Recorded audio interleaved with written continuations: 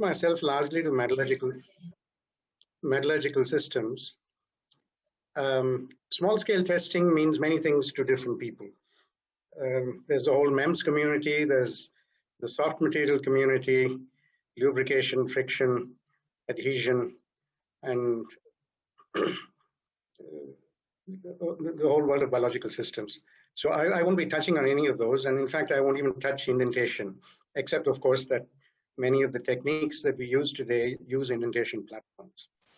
So let me go through a very brief history and then talk about basic size effects. This is work that really began about in the early part of this century, where people discovered the focused ion beam system and began to measure the mechanical properties of materials at very controlled length scales and orientations. And then I will address really what's happened in the last 7 or 8 years, primarily in the field of engineering materials, looking at issues like segregation, plasticity, cyclic loading, irradiation, fracture, and so on. And these will cover practical engineering systems like titanium alloys, steels, coatings, and so forth. And then one slide to speculate on the future. So, and the slide refuses to move. Ah, there we are. Then I can think of 3 reasons why people do this kind of work. The first is to look for new physics. And this is exemplified by the phenomena shown here. For example, fracture mechanics works down to linear elastic fracture mechanics works down to a certain size, and then it fails when you reach dimensions of the order of, let's say, the cohesive zone or the plastic zone ahead of a crack tip. And similarly, the Hall-Petz relationship has been shown to break down below a certain grain size. And of course, we're all familiar with the behavior of hard magnetic materials and coercivity below a certain grain size. So new physics is one reason we look at these things. The second is that there are many material systems which cannot be synthesized in the bulk. For example, coatings. The top right shows a, let me get my pointer out, shows a PVD multilayer coating on a steel. And on the left, we have an artist rendition of a thermal barrier coating. And these are materials which are gradient structures. They are small, and they're made by methods which can't be extrapolated to the bulk. So you have to test them as they are. You also get microstructures developed in service. So on the right, we have a tribological layer on an aluminium silicon alloy. And if you want to know what controls where, you have to measure the mechanical properties here. And similarly, we have an oxidation product on an ultra-high temperature ceramic. And the thermal shock resistance of this material depends on the mechanical properties of this layer. Lastly, in modern times, there are certain techniques that have come up, like additive manufacturing, where it is not convenient or easy to make large amounts of material, and one is necessarily constrained to testing small systems. They could also be expensive to make in large quantities. And in addition, you have situations of residual life assessment where you might want to extract a piece from a component in service. And clearly you're limited there in the size that you can remove in order to be able to make predictions about their residual life. Now, until about a year ago, I thought all this began with Griffith. And we are celebrating 100 years of Griffith's discovery. But it came as a surprise to me that 30 years before Griffith, this gentleman Boyce was making quartz fibers by novel methods like discharging an arrow with molten silica attached to one end. As the arrow flew out, of course, they pulled the silica into a fiber.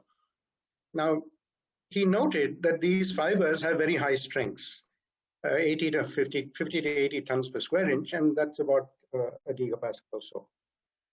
Now, he wasn't really interested in the strength. It was convenient because it meant they were easy to handle. But his interest was in making torsion balances. And in a torsional balance, the sensitivity goes as the 4th power of the diameter. And so he was able to make extremely sensitive balances. And if I translate his units, he was measuring forces of the order of femtonewtons. And using this, he was able to repeat Cavendish's famous experiment to measure the the gravitational constant, but not using enormous lead weights, but masses of about 1 kg and 1 gram. He could also detect the heat of a candle at 250 yards and moonlight. So I would recommend this report. It's really very entertaining to read, and if anybody is interested, I can send it to you. Then we have Taylor, about the same time as Griffith, drawing fibers of bismuth and antimony, which are very brittle materials. And he notices that they become very strong. And again, he was not interested in the strength. He was interested in making sensitive temperature measurements using thermoelectricity. And he noted another point, namely that below about 10 microns in bismuth and 20 microns in antimony, sorry, the other way around, these fibers could be bent and rebent indefinitely.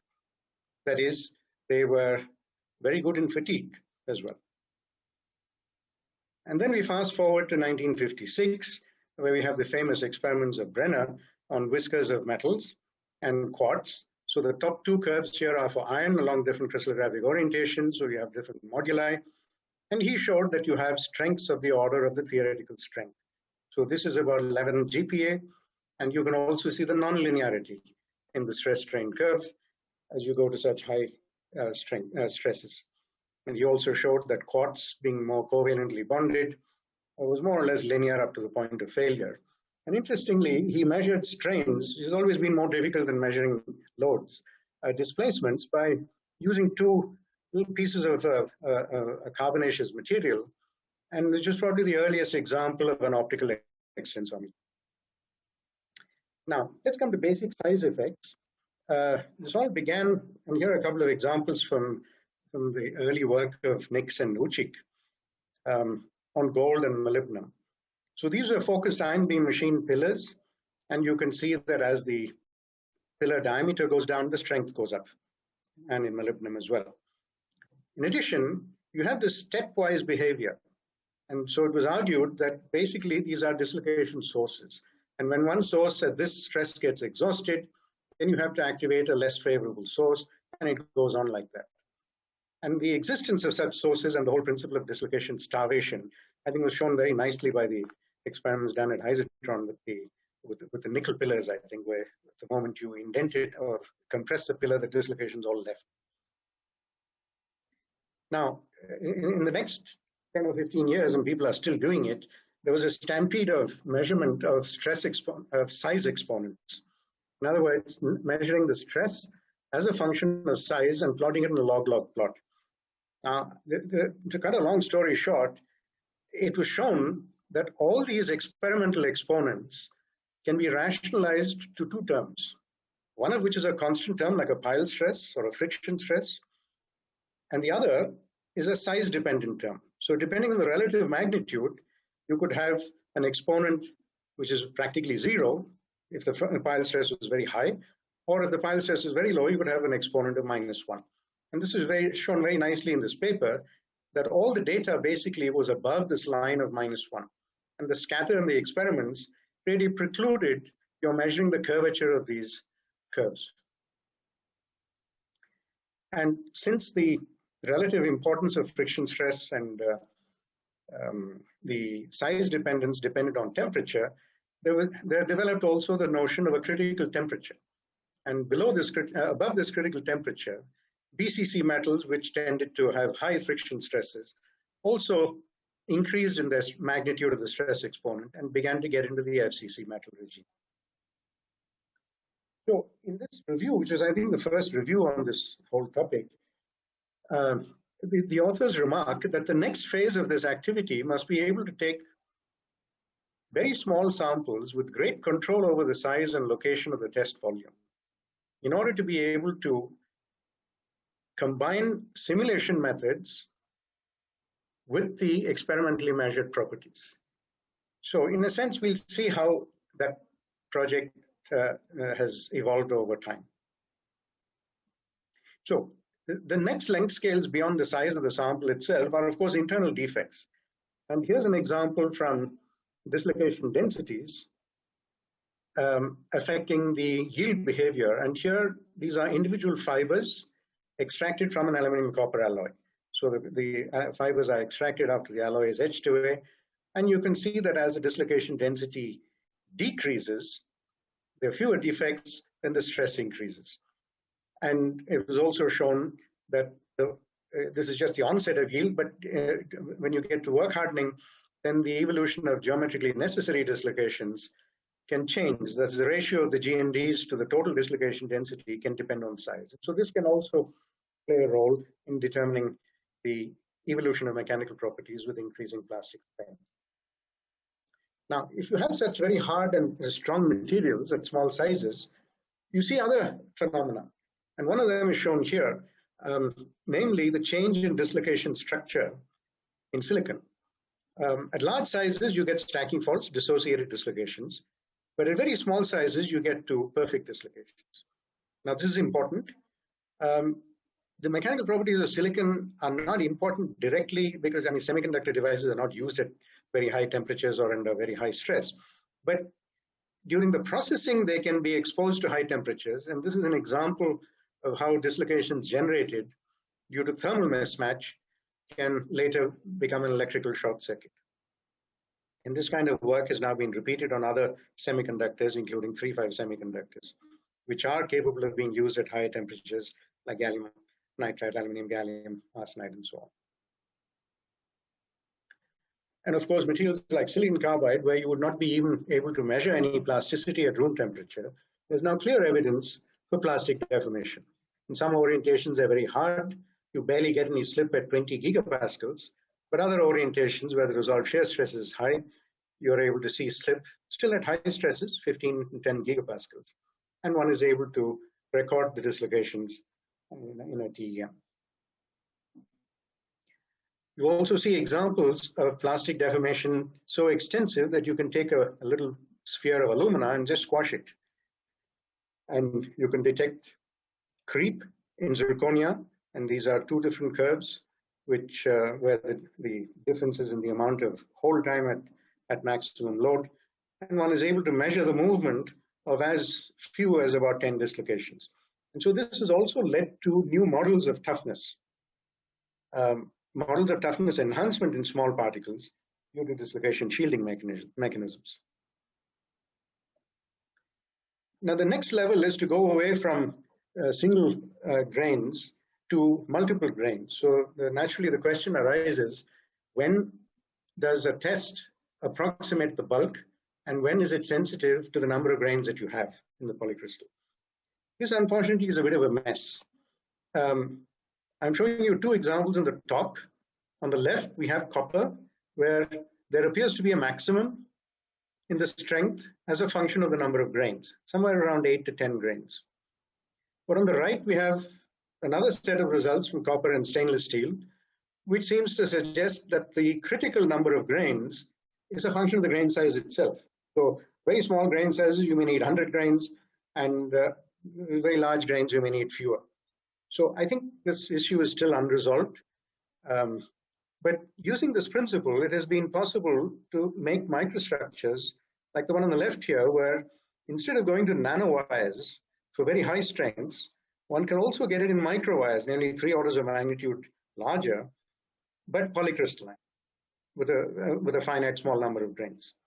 And the slide on the right here shows you the ability to, by producing a hard fine grain exterior and a coarse grained interior, to combine large plastic elongation, uniform elongation before the UTS, as well as the yield stress that is pushing this envelope out to the right.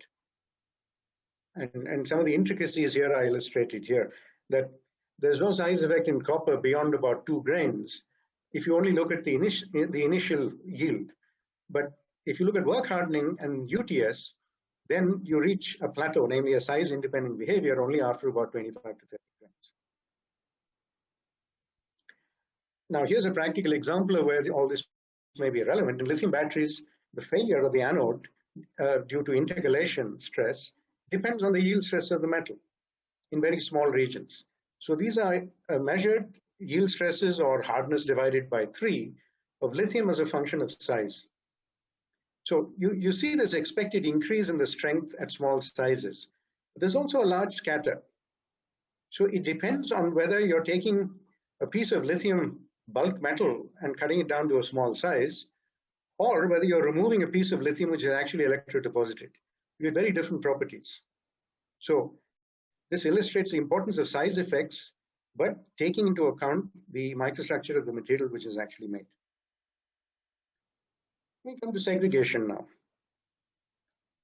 One of the early work showed the importance of oxygen content on aluminium. These are made by PVD. They're made by the evaporated films. And depending on the vacuum, you can get very dramatic changes in strength in a very good vacuum, low strength, and as the impurity content increases, the strength goes up.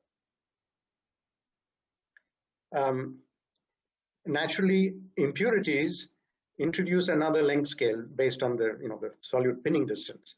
And so you can see that the behavior of the strength as a function of size is different.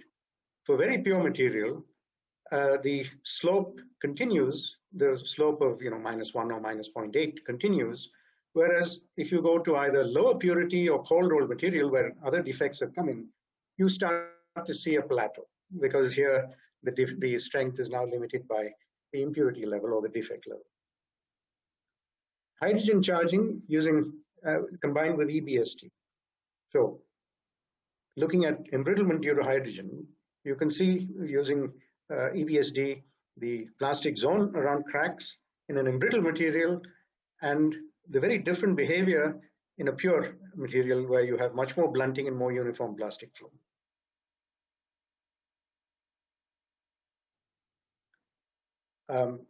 You can take controlled grain boundaries. So there's a grain boundary in nickel, and these are experiments in which the charging with hydrogen is done in situ, inside the depth sensing indentation system.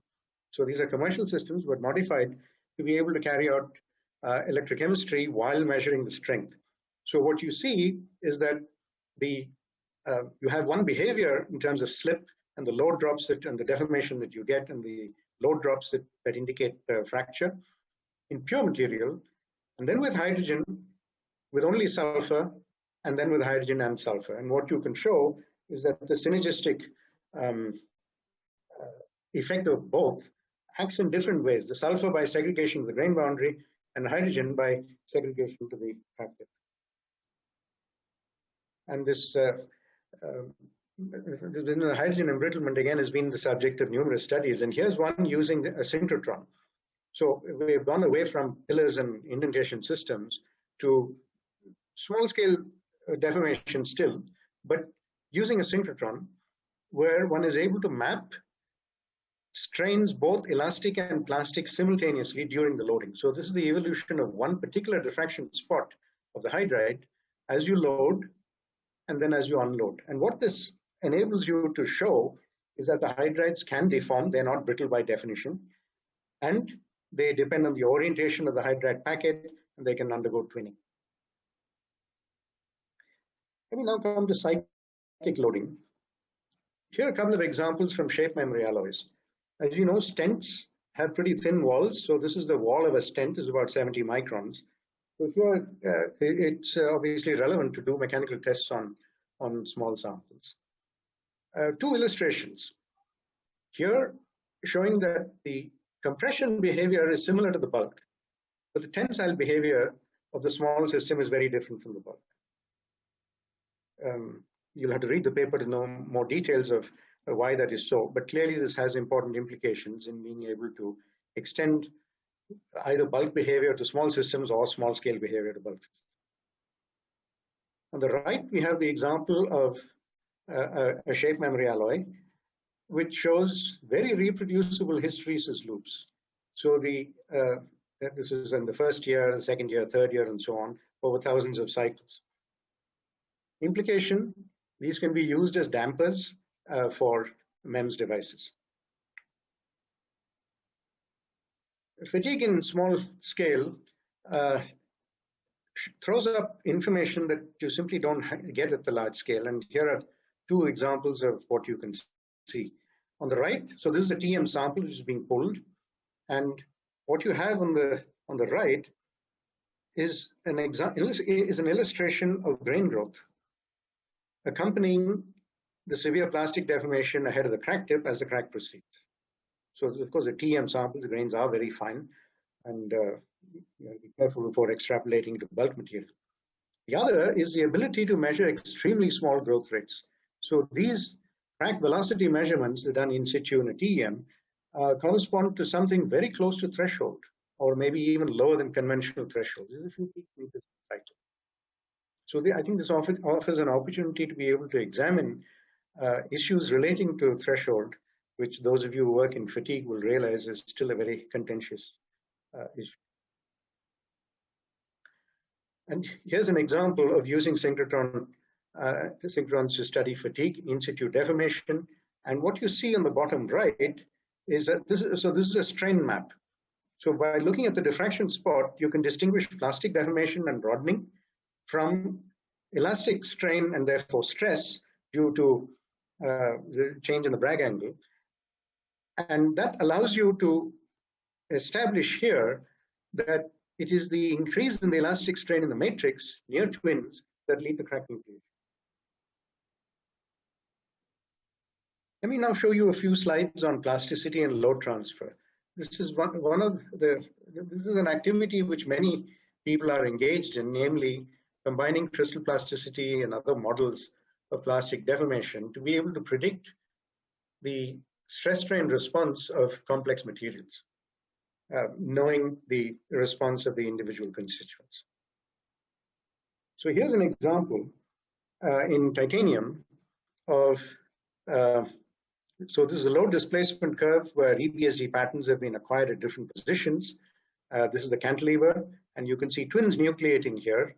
And what you see, what the authors show is that twin selection is not determined by the maximum resolved shear stress due to the applied stress, but by subsidiary stresses that develop at the twin matrix interface.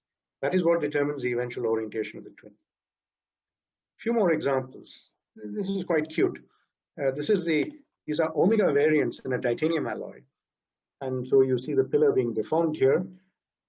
And what you can see is that during deformation, some of the variants vanish. So here, for example, is a variant which is visible, and this is omega 1, but this omega 2 variant has vanished in the slip band, indicating an interaction between the dislocation motion in the slip band and the phases that were present after whatever heat treatment was given.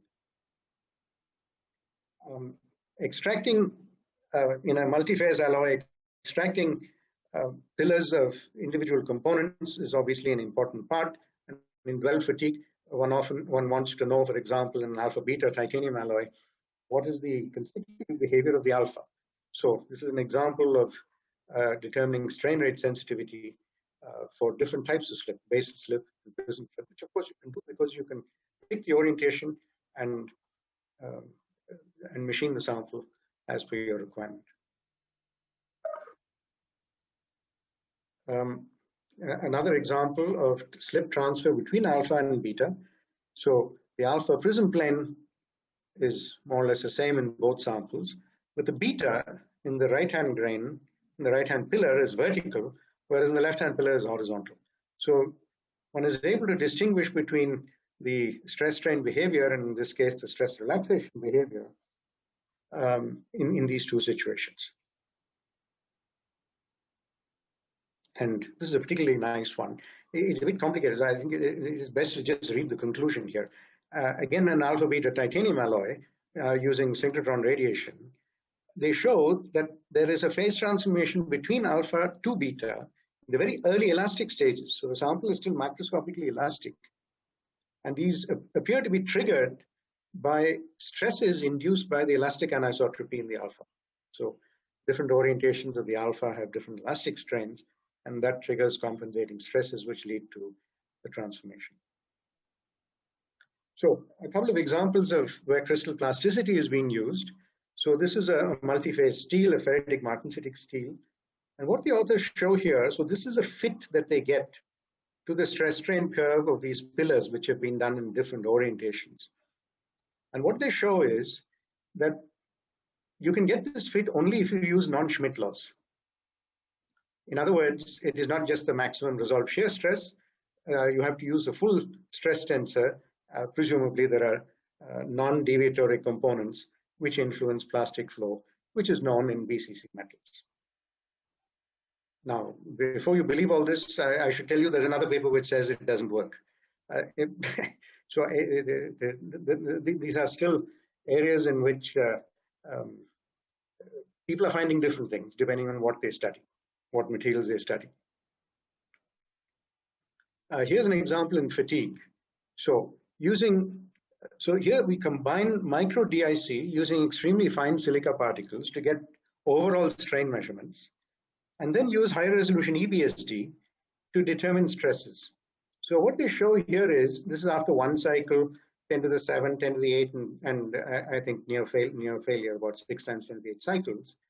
They're mapping the strains and elastic strains, and therefore the stresses in the austenite and the ferrite. And what they show is that through the cycling, there is a softening and a hardening and a resoftening of the austenite, which is a precursor to fatigue cracking. And this is the last example in this subject, which I particularly like. And this is a case of establishing where voids nucleate in plastic flow. What they show is it doesn't happen necessarily at particles, which is what everybody believes, but they're nucleated grain boundaries, which appear to be fed by vacancies. And these grain boundaries are ones where there's been a dislocation pileups, which provide an easy diffusion path for vacancies to allow voids to grow. Let me give you some examples from radiation. Here's an example of how complicated an experiment can be. So this is the strength of an individual grain boundary after irradiation. The grain boundary is there. You can't see the individual grain boundary, but it's there in that small pillar. So you cut out this piece, bond it to your loading head, and it is bonded at the other end to a cantilever. And this cantilever is basically a displacement sensor. It's been calibrated so that you are able to measure displacements using the deflection of this cantilever. And what you're able to show from this, of course, is the strength of a grain boundary with a specific orientation and a certain relationship to the grains on either side before and after irradiation. And here's an example of measuring creep during the process of irradiation. So here this is a deformation system which is inside an ion beam system which induces displacement damage. So what we have here is displacement damage at a particular stress, and then a measurement of the displacement. So what one is able to do here is show that there is an additional fluidity, creep, that happens while irradiation is taking place due to the defects generated during irradiation. Now, small systems here are clearly essential because you can't induce radiation damage in a laboratory except in very small samples. You can do it in a nuclear reactor, but then that's another story. Here's an example of superplasticity in silica during E-beam irradiation. So these are silica membranes, and you will see that they can be stretched to enormous strains. And for those of you interested, I recommend you look at these additional papers because they show that the mechanical response depends on the measurement made during irradiation. If you stop the irradiation and then measure it, you get a different response. So these are clearly mechanical property changes induced in the covalent network while the electron beam is on, and the system re-equilibrates the moment you switch the beam off. And standard things like looking at the effects of ductility. So here's an example of a structural material. I think this is a steel, where they show that high angle boundaries are better sinks than particles for radiation damage, and also the dramatic difference in the flow stress before embrittlement, well, in this case, after embrittlement and before embrittlement. So I'm sorry, this is before irradiation, and this is after irradiation. So the UTS strain, that is a uniform elongation, doesn't change that much. Of course, yield stress goes up tremendously due to irradiation, but the post-necking behavior is very different. Now, most of what I've shown you so far is either compression or very rarely tension.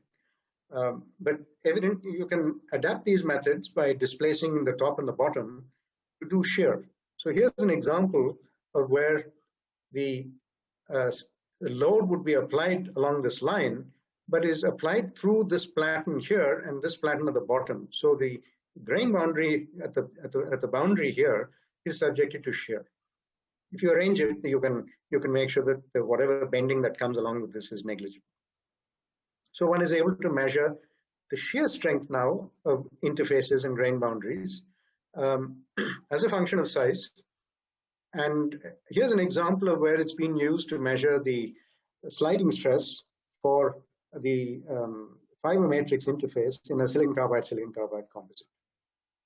So this is an alternative, a more direct measurement where you can control the orientation of the interface to what would normally be done, namely the fiber push-out test using an indenter. We now come to fracture.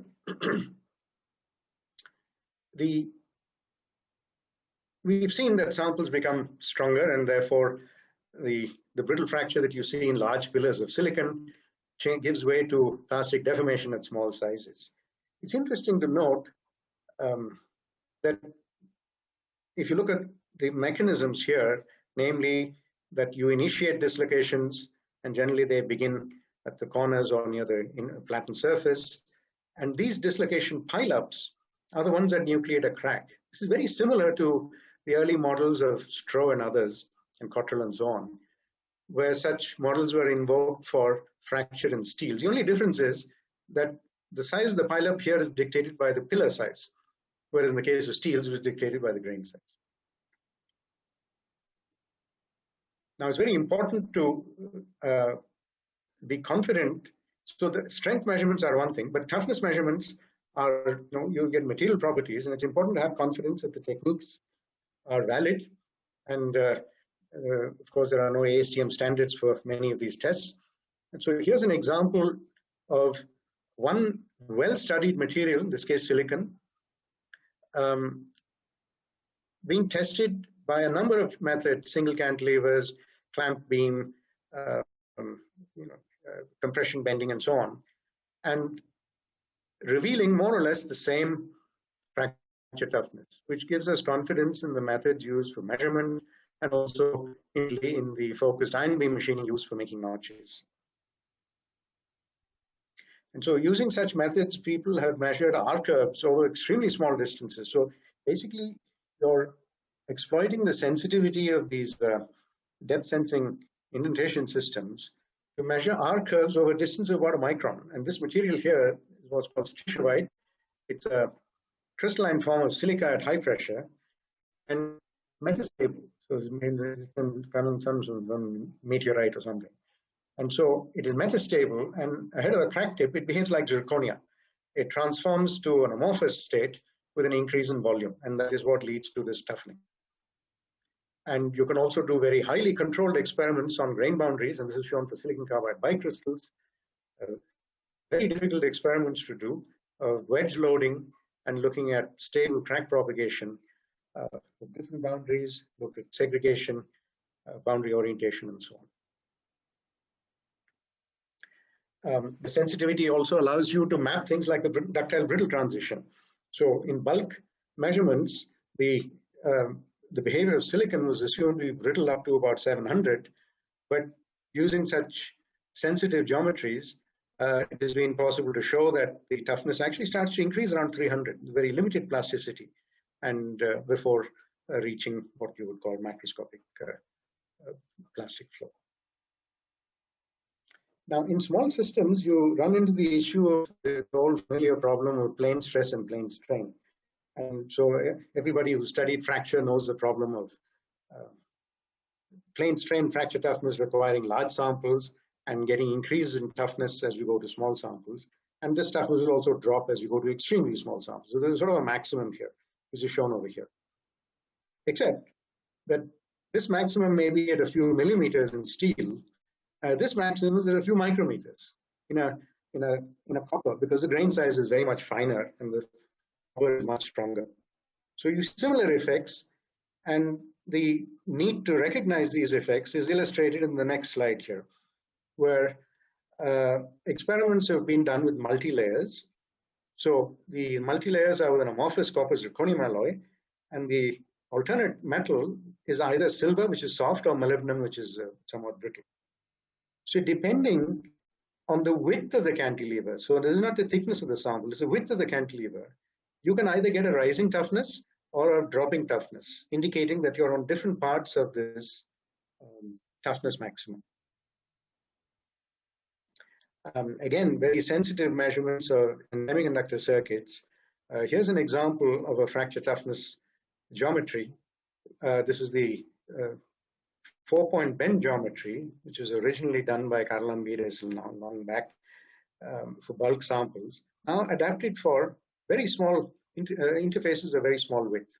And what they show is that by functionalizing this copper and the silica at this dielectric metal interface, one can get very large increases in toughness by exploiting the deformation of these fibrils there, a bit like the way biological systems work.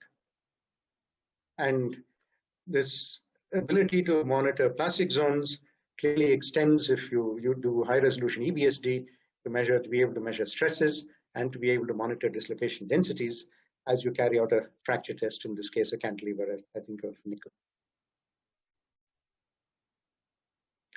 Let me get into somewhat more engineering systems. Bond coats on superalloys have been the subject of many studies.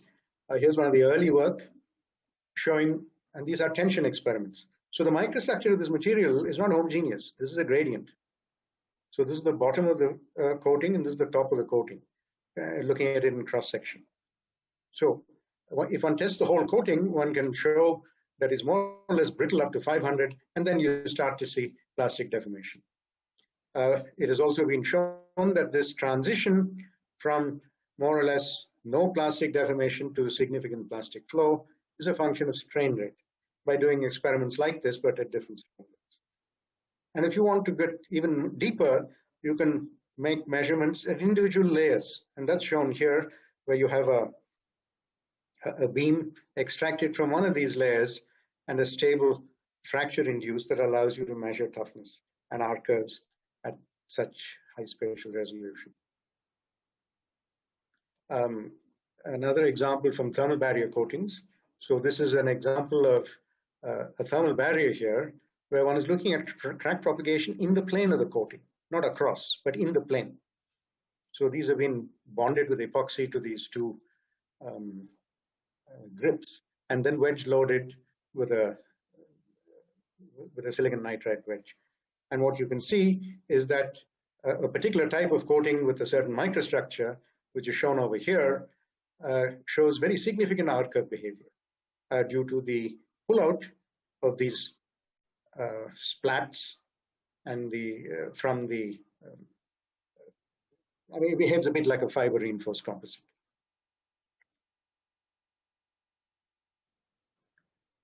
More recently, we've also shown that one can use these cantilevers to study fatigue behavior. So here's an example of 4 loads, maximum loads at which thermal barrier coatings were tested in bending. And you see at these two, what we're exploiting here is the stiffness. So this is done in a nano indenter. And so the stiffness can be measured with great precision. And that allows you to track any damage. So in these two, there's very little damage accumulation. But by the time you get to so this is 100 and 150 millinewtons. By the time you get to 200, 250 millinewtons, you can see that after a certain number of cycles, the stiffness starts to drop, and this is the point of failure. So one is able to track with an externally imposed stress damage accumulation in cyclic loading. Now, with so much sensitivity to data, the next step is to be able to vary your stress state.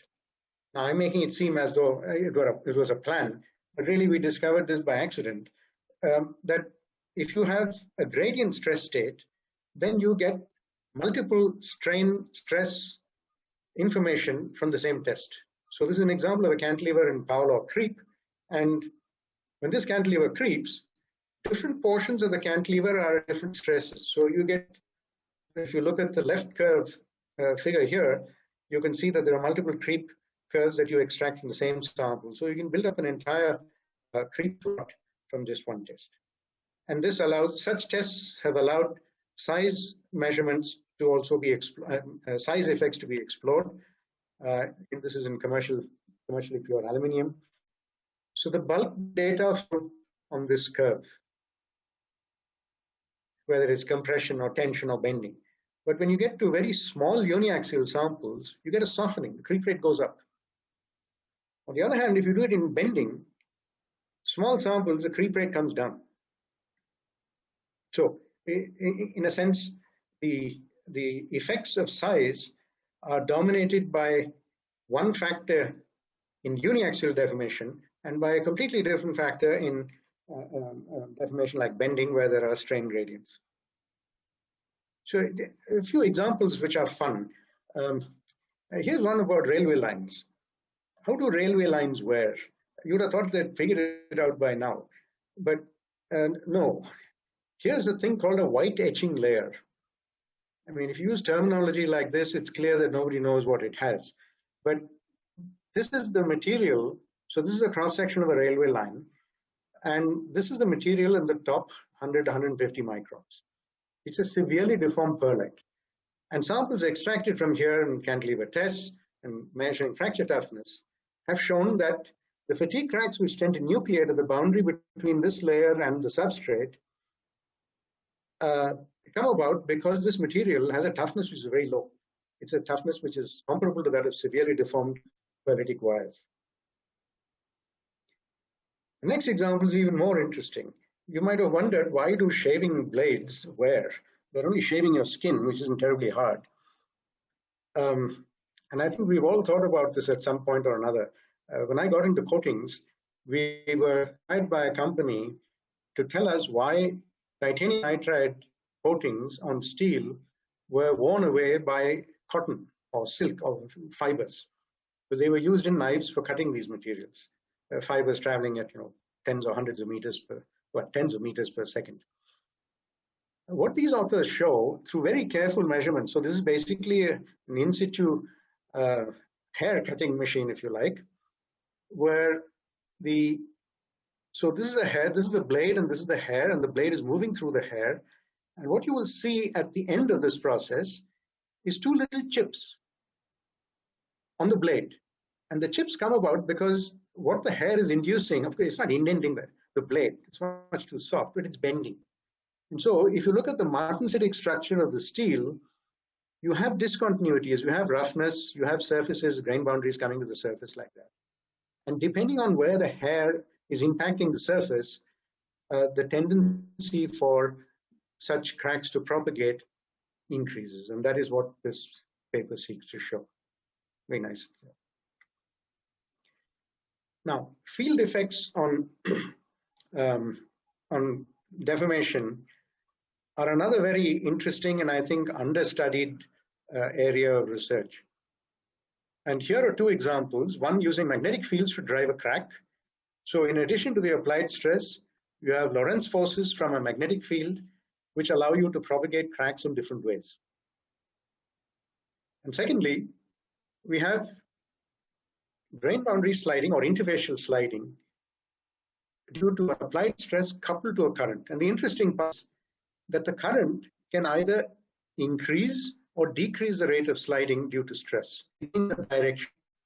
So you pass current one way, there's synergy. You pass it in the opposite direction, they partially cancel. So a few slides on biological materials and then I'll be done. So we all know about nacre and the toughening. And so here's some early work showing optical images of the deformed zone around cracks in nacre. But now you can make DIC measurements of this distribution and map these to determine R curves and compare them with experiment. So using such ideas of hierarchical materials development in biology, in biological systems, people have now made artificial materials. So here's an example where both the constituents are silica. So the dense silica works like the aragonite in a seashell, and the porous silica acts like the protein. And what they show is you have both 2-level hierarchies and 3-level hierarchies, and you have a self-similar hierarchy and a dissimilar hierarchy. So you have 4 combinations here. And what they show is that the higher the hierarchy level, the more forgiving the material is. So you'll notice here, the other extreme, the load drops significantly. And then the material is very weak. But here, even after you get initial fracture, it is able to bear a considerable amount of load, which is really what you want in these materials and how biological systems are. And this example is from wood. So normal wood has this type of behavior. And so these are wood pillars extracted from these complex cellular microstructures. And what you notice is that compression wood. So compression wood is a wood that is, okay, when a tree decides that a branch needs to curve, it may need to curve for a variety of reasons. It may be that there's something obstructing it and it has to take a turn, or the light isn't coming, and therefore in order to grow it needs to turn. So depending on the way it wants to turn, it grows either what's called a compression wood or a tensile wood, tension wood. And you can see that the properties of these wood, when you compare the strains to failure, are very different from those of the normal wood. This is really the last slide, apart from my conclusions, which illustrates 3 nice things which have happened in recent times, which I thought I should share with you. One of them is the measurement of residual stress using hole drilling. So it is possible to use the focus ion beam in the same way that people drill holes in bridges and other things to measure residual stress. But now obviously at a much finer length scale. So this is from, I forget the material, but this is a comparison of fit with DIC and of course a model to fit all this of the variation in stress as a distance from the shot-peened surface. The second is the ability to, so we've seen situations where we want to measure deformation, but then we want to do EBSD at the same time. So here's a case where a polymer pattern can be used for DIC measurements, but its atomic scattering factor is sufficiently low that if you go to backscatter imaging, you're able to actually not see it at all. And so you can go to these conditions on the right to be able to get EBSD patterns, and these conditions on the left to track surface displacements. And the last example is to be able to detect slip bands. So DIC has its limitations. If your strain does not change gradually, and certainly in persistent slip bands and slip steps that happen during fatigue, they don't change gradually.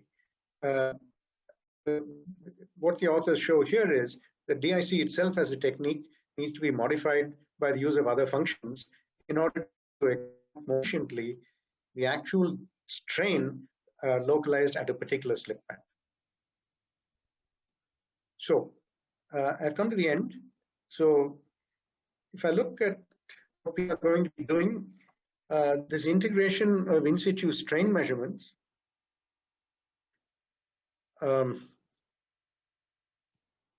that is DIC, BSD, and so on.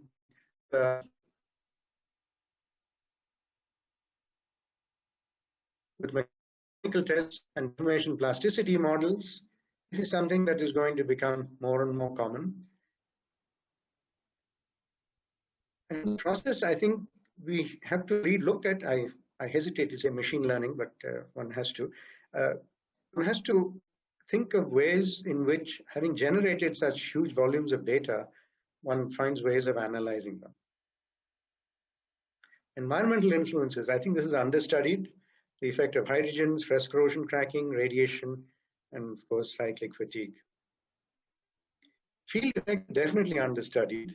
The effect of current and magnetic fields, and the effect of electric fields in dielectric fracture, that is in piezoelectric materials.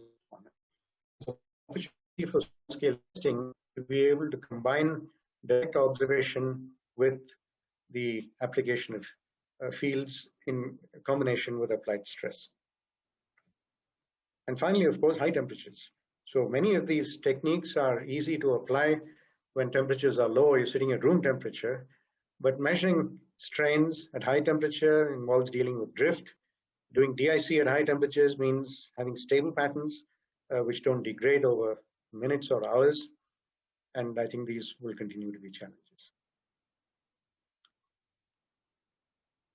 So I'm done. Thank you for your attention, and I'll be happy to field any questions. Thank you so much, Professor Jairam, for a wonderful overview, I would say, starting 130 years ago, all the way to today, covering pretty much everything under the sun, which is being tested at the small length scale. So we have some time to take some of the questions. I'll try to unmute the particular participant who's been raising his or her hand for quite some time now. Jalluri Tayaramma, can you unmute yourself and speak?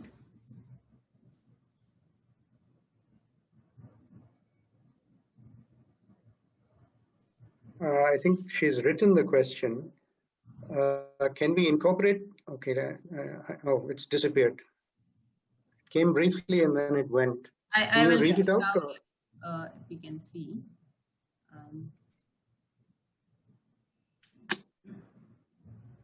Jay, we have questions actually written, so we can read out the questions. Yeah, we will go ahead and read out some of the questions. We'll get back to her. Okay. Praveen Kumar is asking, did they do some sort of DIC to measure sliding at the grain boundaries? I think this was in context to the shear test, but I'm not sure. Praveen, you can still. I don't recall DIC. I don't recall. My recollection is no. They were looking at overall displacements as a function of time. I don't think they looked at if this is a shear test that you're talking about. Mm-hmm. Okay. Nagaraju Gorella is asking a general question in semiconductors. Which techniques evaluate optical properties of semiconductor material as an input criteria, especially while calculating efficiency pertaining to solar engineering? I guess it's not really. Okay, I'm the wrong person to ask all this. Here, let me get to other questions. We'll get back to later. Prince Golapalli is asking, what's the fundamental difference between hardness and yield strength from an atomistic viewpoint? I'm not sure it's related to atomistics. Hardness is a measure of the contact area that you develop as a function of load. That's what you're really measuring in hardness. You're dividing the load by the impression area. And people have shown that that can be related to an effective uniaxial yield stress. But having said that, there are the relationships between the two are, this business of hardness 3 times the yield strength is a convenient one for many materials. Is not true for some, and clearly it won't apply to systems which display pressure sensitive. Yeah, Karthik Sundar is asking, in bending DIC experiments, we were able to get multiple creep curves. Do they match the uniaxial data? If yes, Yeah. Are the other data, like creep curves, are they useful in any aspect? So where strain gradients are not important, and that is if you go beyond a certain size of the cantilever, you get the same results as you get in uniaxial tension. Effectively, each cross-section of each portion of the beam behaves like an independent uniaxial sample. Gidla Vinay is asking, can we incorporate effects of defects like porosity or interfaces into these models? Probably something at the very end is when the question came. So I don't know which particular model. Yeah, I mean, the models, that you'd have to look at the model. I mean, as far as small scale testing is concerned, people have certainly tested the very complex microstructures. But your ability to integrate it to a model is is another story. But yes, people have modeled porous thermal barriers and multi-phase, fiber reinforced materials with interfaces and so on. Nauduru Ravikiran is saying, you mentioned about stresses in lithium batteries due to intercalation, and he's working on the same. So can you comment on how the stress generated in the material will vary when the material being intercalated is subjected to cryogenic temperatures during the process? Okay, the stress generated because of the volume expansion.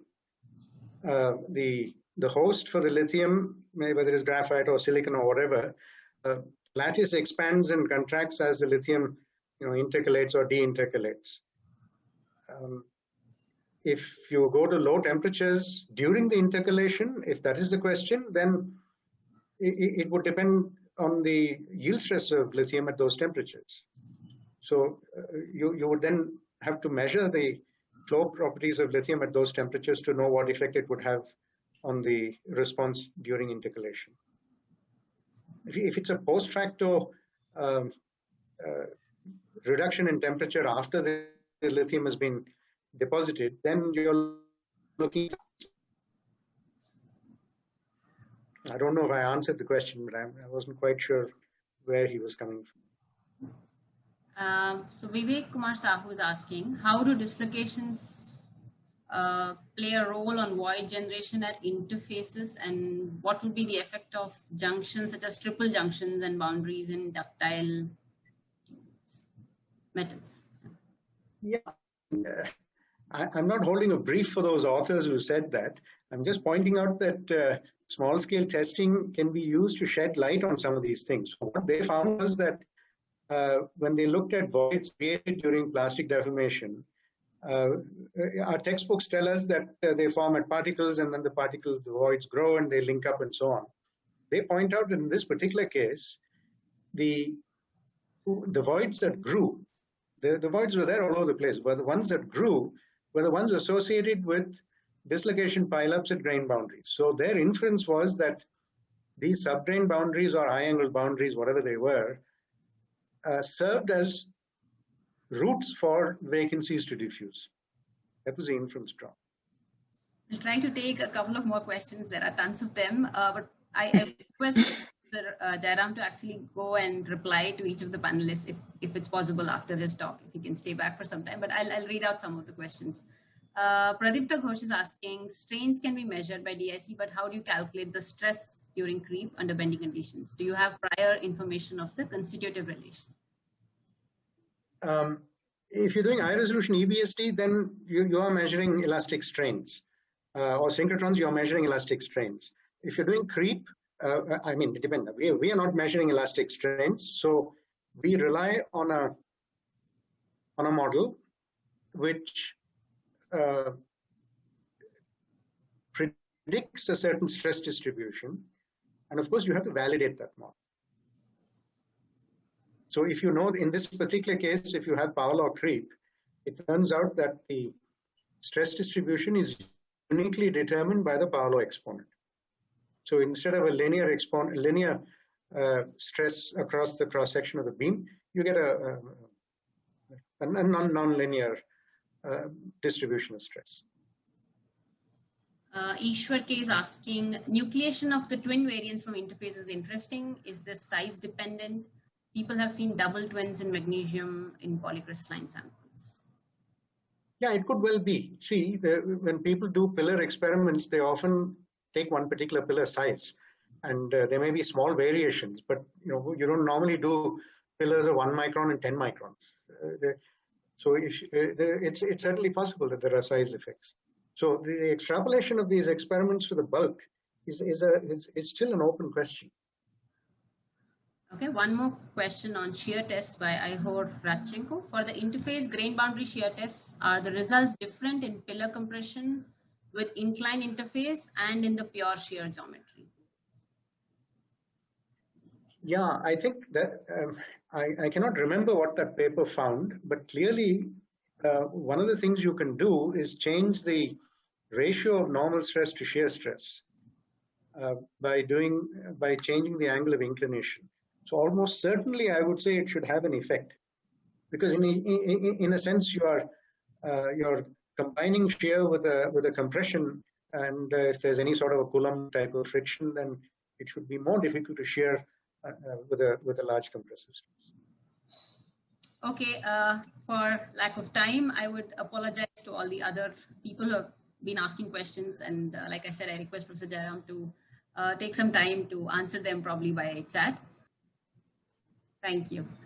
Yeah, we will move on to the next talk, sort of continuing on the theme of glasses, but instead of glasses, these are going to be metallic glasses and glassy composites studied inside the TEM. So we have Professor Lakshmi Narayanan from the Department of Material Science and Engineering at IIT Delhi. He did his PhD at IISc Bangalore, and we sort of had an overlap with each other as well. His major areas of research include structure property correlations at various length scales in amorphous materials, additive manufactured materials, multi-layers, nano-indentation, fatigue, and fracture. So I would like Professor Lakshmi Narayanan to take over and start his work. Thank you. Yeah, thanks, Jaya. I'll just share my screen.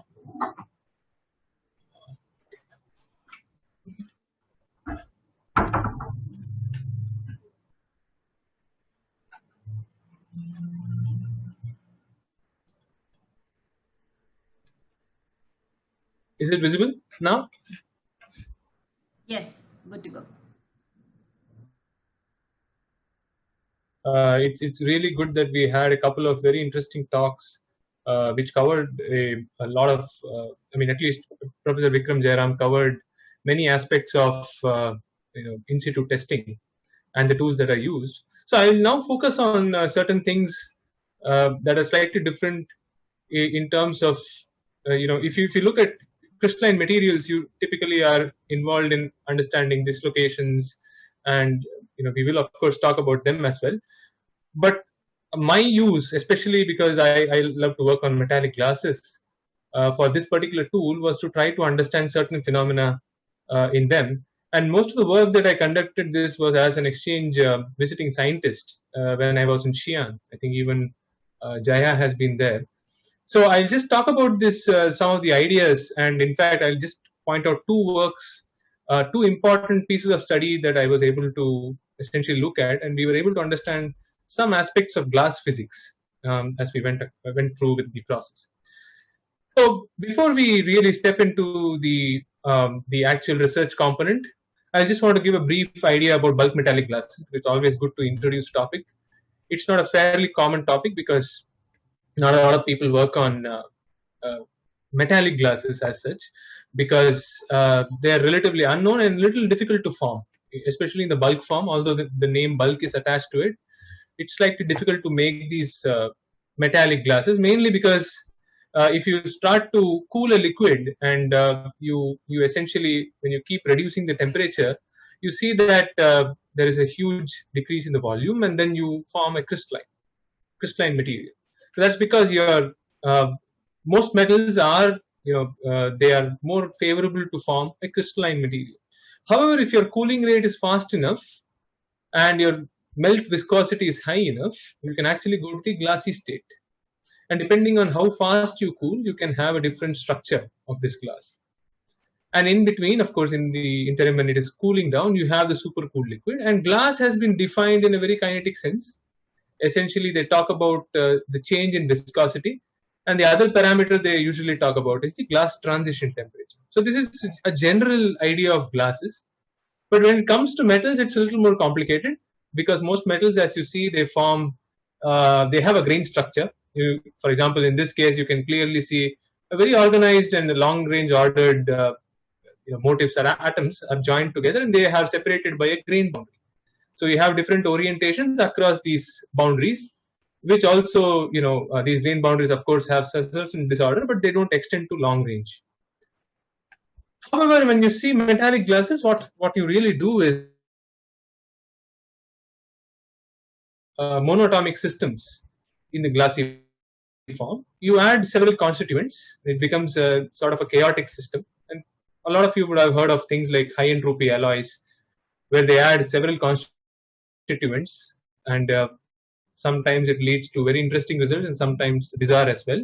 Nevertheless, in metallic glasses also you get sort of a very interesting physical thing, that the material is in a state of confusion, or the atoms are in a state of confusion because of the involvement of several atomic species. However, when you look at metallic glasses from a macroscopic point of view, they look like your a shiny, lustrous metal piece that you would expect from any metal which is crystallizing. It doesn't really become transparent as people would assume. So with this, I think I'll go ahead. I think this is a good enough introduction for metallic glasses.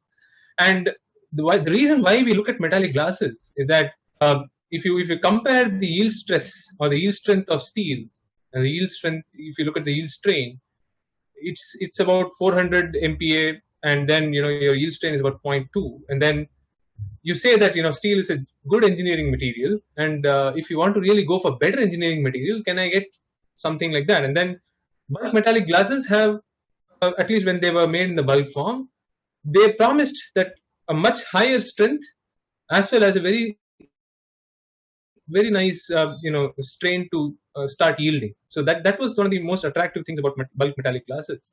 And as you could see that if you look at the Ashby chart for strength and elastic limit, metallic glasses are right there on top. Of course, you also have a new bubble of the high entropy alloys, which has been extended for a long region based on the temperature at which it's used. But glassy alloys have always had this important feature that they are pretty strong. You can get up to 2 gigapascal strength and a very high yield strain, which means it has very high resilience and can be used as energy storage material. However, the problem with metallic glasses is that if you do a tension test, you observe that it is not able to really undergo plastic deformation. You have sample failure, which looks like this. Generally, if you see plastic deformation, you would expect that the sample would reduce in cross section, and then you will have some kind of necking. But here in this case, a shear band really cuts through the material, and you really do not have any news of what was going to happen when you started testing it. The reason behind this is that the deformation mechanism in metallic glasses involves the motion of shear transformation zones. The shear transformation zones are like cluster of atoms. It's a little different than your dislocation motion, because in dislocation motion you have ordered, or you can say long range ordered atoms, and then you can really define a dislocation which moves through the material, and you can think of cluster, a particular cluster which exists around a certain free volume. So these are sort of abstract terms to talk about. Of course, they are well defined in physics if you look at the physics of glasses. But to understand them from a point of view of an engineer, you will have to really go through the idea that a cluster is essentially taking care of the strain by undergoing a shear transformation locally.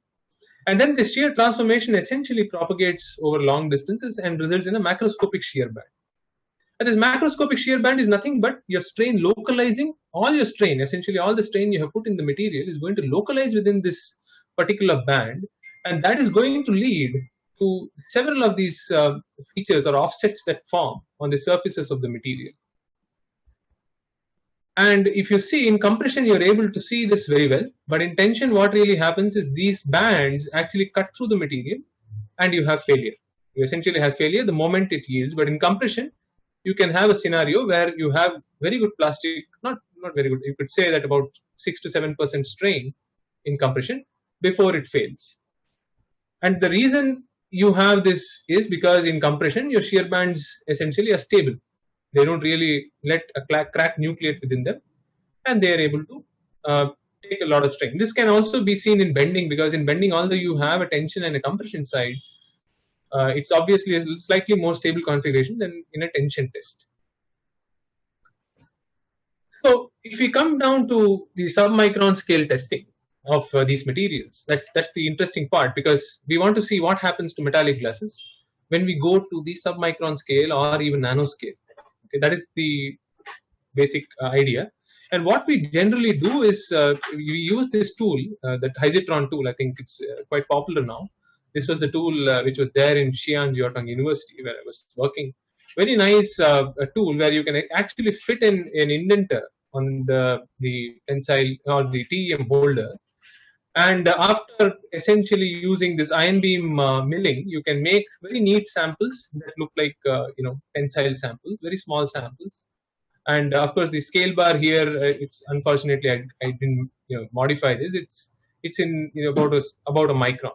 So you can imagine that you can have submicron specimens, and then using and modifying the indenter that they essentially keep on the TEM holder, you can modify the tip and you can form a sort of a grip that can pull your tension sample. So very nice methodology to do these tests. And if you look at, I think I can play this video. What really happens is you can see that this is the stress strain curve, and the glass is touching and it just goes boom. So this was one of the bands have not formed at 45 degrees, but in fact they have formed, and this sample is still ruptured in a or you could say, in a brittle fashion. And we want to see what can happen if you keep reducing the size of the specimen. So that's one of the motives to see, is there a change in the physics of deformation as we keep reducing the length scale. And what was seen by several researchers, this became quite a hot topic of research, given that you could see that it's published in Nature Materials.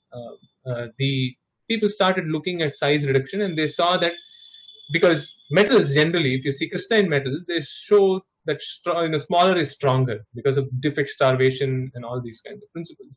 But in metallic glasses, since you don't have dislocation starvation, what could be or what would happen? It was a big question. So when they started reducing the sizes to submicron and approaching the nanoscale regime, they saw that the strength was slightly increasing. It kept increasing to a higher and higher level. And then at certain point, when the diameter of the specimen was reduced below 100 nanometers, as you can see here, they observed that it was undergoing a transition in deformation, wherein you will have some duct, or you could say that it undergoes some kind of ductile deformation. Okay, there is some you could say ductile fracture features that you could generally observe in a normal tension test, where you will have a cup and cone sort of failure. And that is, there is a reduction in the cross section area of the specimen at a particular place. And they also found that the sample undergoes significant plastic deformation. This is the engineering stress, engineering strain curve. And this significant plastic deformation is quite large for metallic glasses, because if you have seen in the bulk samples, it undergoes catastrophic failure. So this was interesting. They found that there is a size transition not only in the increase in the strength of the material, but there is also a change in the mechanism of deformation. And this was attributed to homogeneous flow in metallic glasses.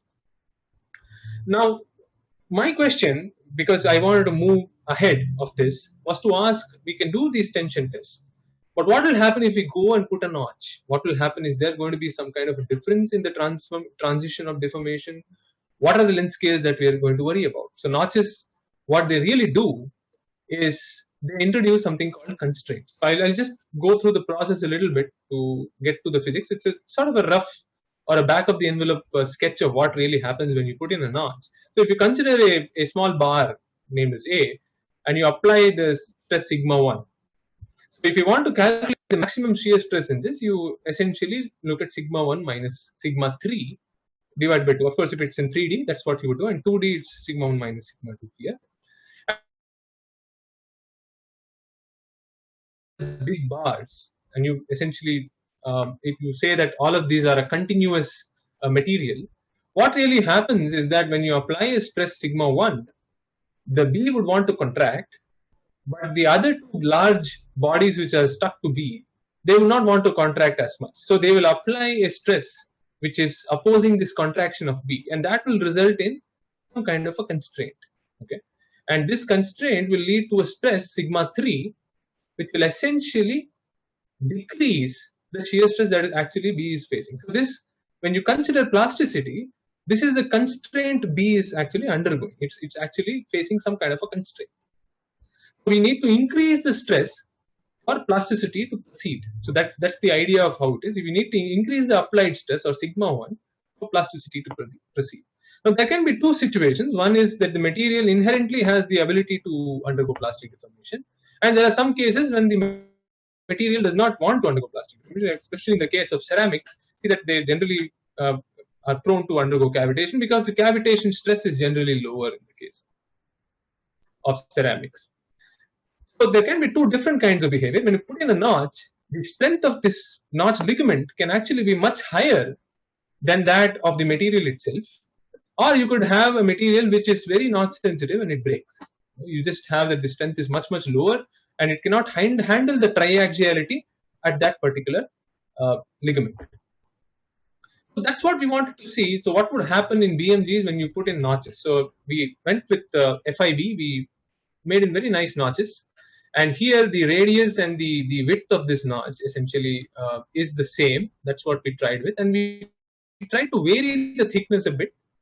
And when we conduct these tests, what you see is I'll just show you. This is sped up by 8x, and the specimen essentially breaks if it's of a thickness greater than a certain value. It breaks in this sense, and when we reduce the thickness to lower and lower values, the morphology of failure looks slightly different. So that's what you will see here. So you'll see here that the failure morphology, or you could say that the topography of the surface is slightly different. And when we compare these two things, we can actually come up with the physics of this deformation, saying that in one case the work of failure, work of fracture in these cases, we did a sort of a back of envelope calculation again, found that the work of fracture is favorable when you or essentially the angle of failure, which is out of plane or in plane, can depend on essentially depends on the thickness, because the work of failure changes in both these configurations. However, what we saw is that the strength did not vary as much. It's not there is some variation, about 3 point the thickness, but it's not so variable. So we realized that probably it's likely that there is not enough plastic constraint, and we started building even more deeper, not only deeper notches, we started building sharper notches. Okay, that was the first thing we did. We built sharper notches. So essentially, we reduced the radius of curvature, and the ligament width was kept very similar to what it was earlier. And when we do this test, we see a similar thing happening. Of course, the thickness was maintained similar to the one for the thickest sample, and we saw that failure again occurs, which is guided by shear band propagation. However, we saw that there is a slightly higher increase in strength. Okay, and this is generally thought to be that when you look at this behavior, you think that BMGs could probably have some kind of a notch sensitivity, which aids, or it essentially helps in increasing the strength of the material when you actually put in this kind of a plastic constraint. The other condition where you could have, what we did was we kept reducing the here in this case, I think we have reduced the ligament length, and we decided to even reduce it further. So we are now, what we're going to do is, not only will we have sharper notches, we are also going to go deeper. We are going to keep making sure that the ligament length is smaller and smaller. And what we saw is that when we kept reducing the ligament length, you see that the material strength goes down. Okay, so it shows some kind of negative, you could say, notch sensitivity. It's not really favorable for you. Material strength is going down. However, when we kept reducing it further, so here the ligament length is only 75 nanometers, you could see there's some slight difference. I don't know if I can play it back. So if you look at this mode of failure, slightly different. So here it looks a little more stable than what we had seen in the earlier cases. So we proceeded to essentially go and look at smaller ligaments than this. We went to about 60 nanometers. And now what we see is that the failure is much more, it involves a lot of necking. It's not catastrophic.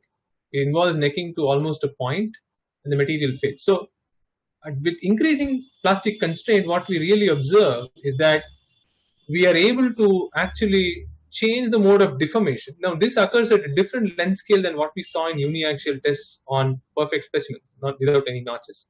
So this was a bit interesting for us. So this was one of the ideas which we built the idea of shear bands essentially interacting with each other and not being able to mature to a length enough to propagate through the material. So that was our idea. We wanted to essentially look at a transition in the deformation.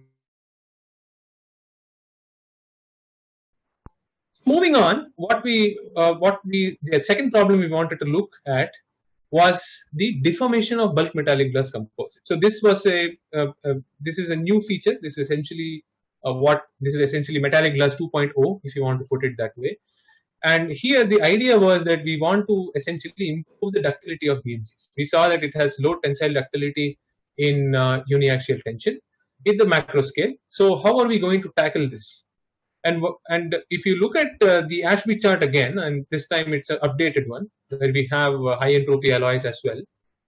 If you compare the elongation and tensile strength, your high entropy alloys are doing pretty well. I don't particularly agree with this bubble, of course, because it includes a data point which is done at cryogenic temperatures. So essentially, this bubble is still, you could consider this bubble to be still true. And if you put metallic glasses, you would put it somewhere there, because its elongation is of course 0% in uniaxial tension, but it has got much higher tensile strength than any of the conventional alloys that are there, or any of the contemporary alloys that you're talking about. Right? It's still higher than high entropy alloys to some extent. But what we want to do is we want to push BMGs or bulk metallic glasses to higher elongation so that it can challenge, or it can be as good as a high entropy alloy at ambient conditions. Of course, you can't use that at higher temperatures, because your the glass is also capable of undergoing viscous deformation if you raise the temperature a bit, or it can undergo structural relaxation. We don't need to worry about those, but we can essentially increase the ductility to some extent, and that would make us happy. So one method to do that was actually discovered by this guy called Doug Hoffman, who was working in Caltech, and he found that you can actually change the composition of metallic glasses in such a way that if ductile crystalline phase can nucleate in the metallic glass matrix. And you can clearly see that this kind of a solidification of a dendritic phase can happen in the glassy matrix, which is the dark phase here. And these are of the BCC form, okay, the body-centered cubic form. And when you measure the hardness of these two, you clearly see that the dendrites are much softer than the matrix phase. The interesting thing about this, when you do a tensile test on these bulk metallic glass composites, you get good strength. As you can see, the ultimate tensile strength can be very close to 1200. I think it should be MPa. Sorry, the stress should be MPa. It should be 1200 MPa. And the interesting thing is, although it has a phase of work hardening, that particular strain till which it work hardens is quite less. And beyond that, beyond necking, which is essentially when your stress strain curve starts going downwards, or it cannot take any more extra load,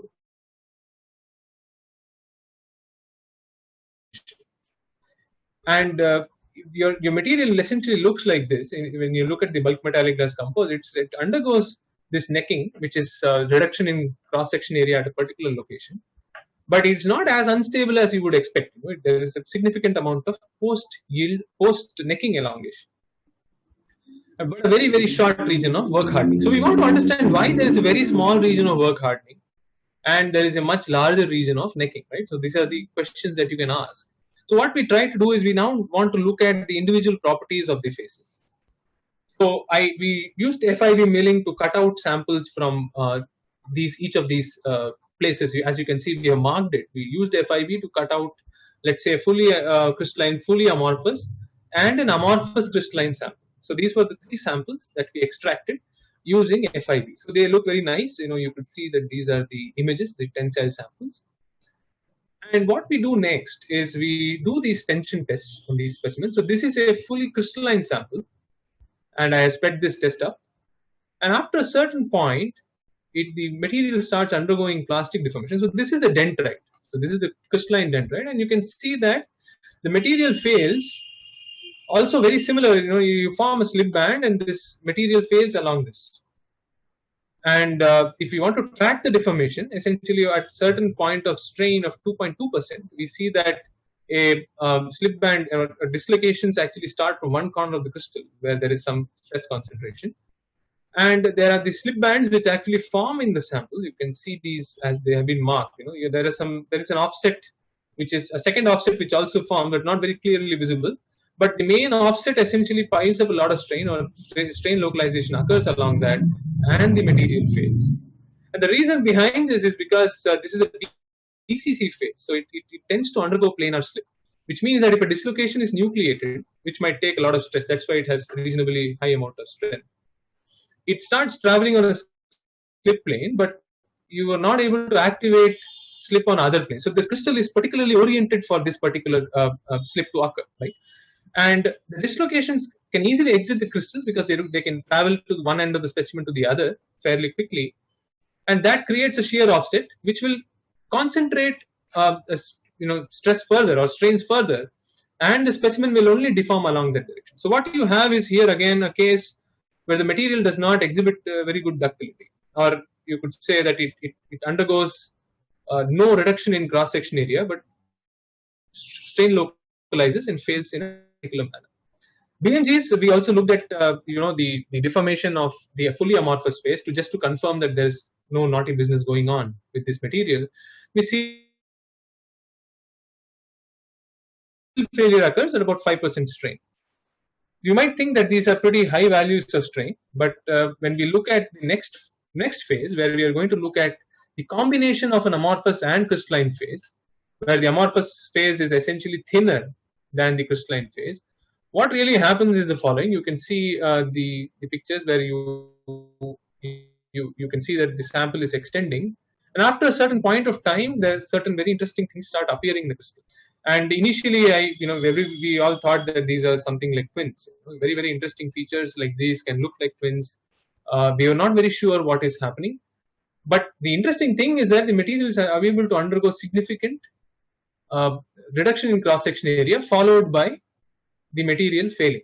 Okay, and unfortunately, because of the configuration of the test, we had used a push-to-pull device. We could, and essentially not look at the dislocations, because once the test was over, the samples clammed on each other, the fracture surfaces clammed on each other, and we lost all the information on this.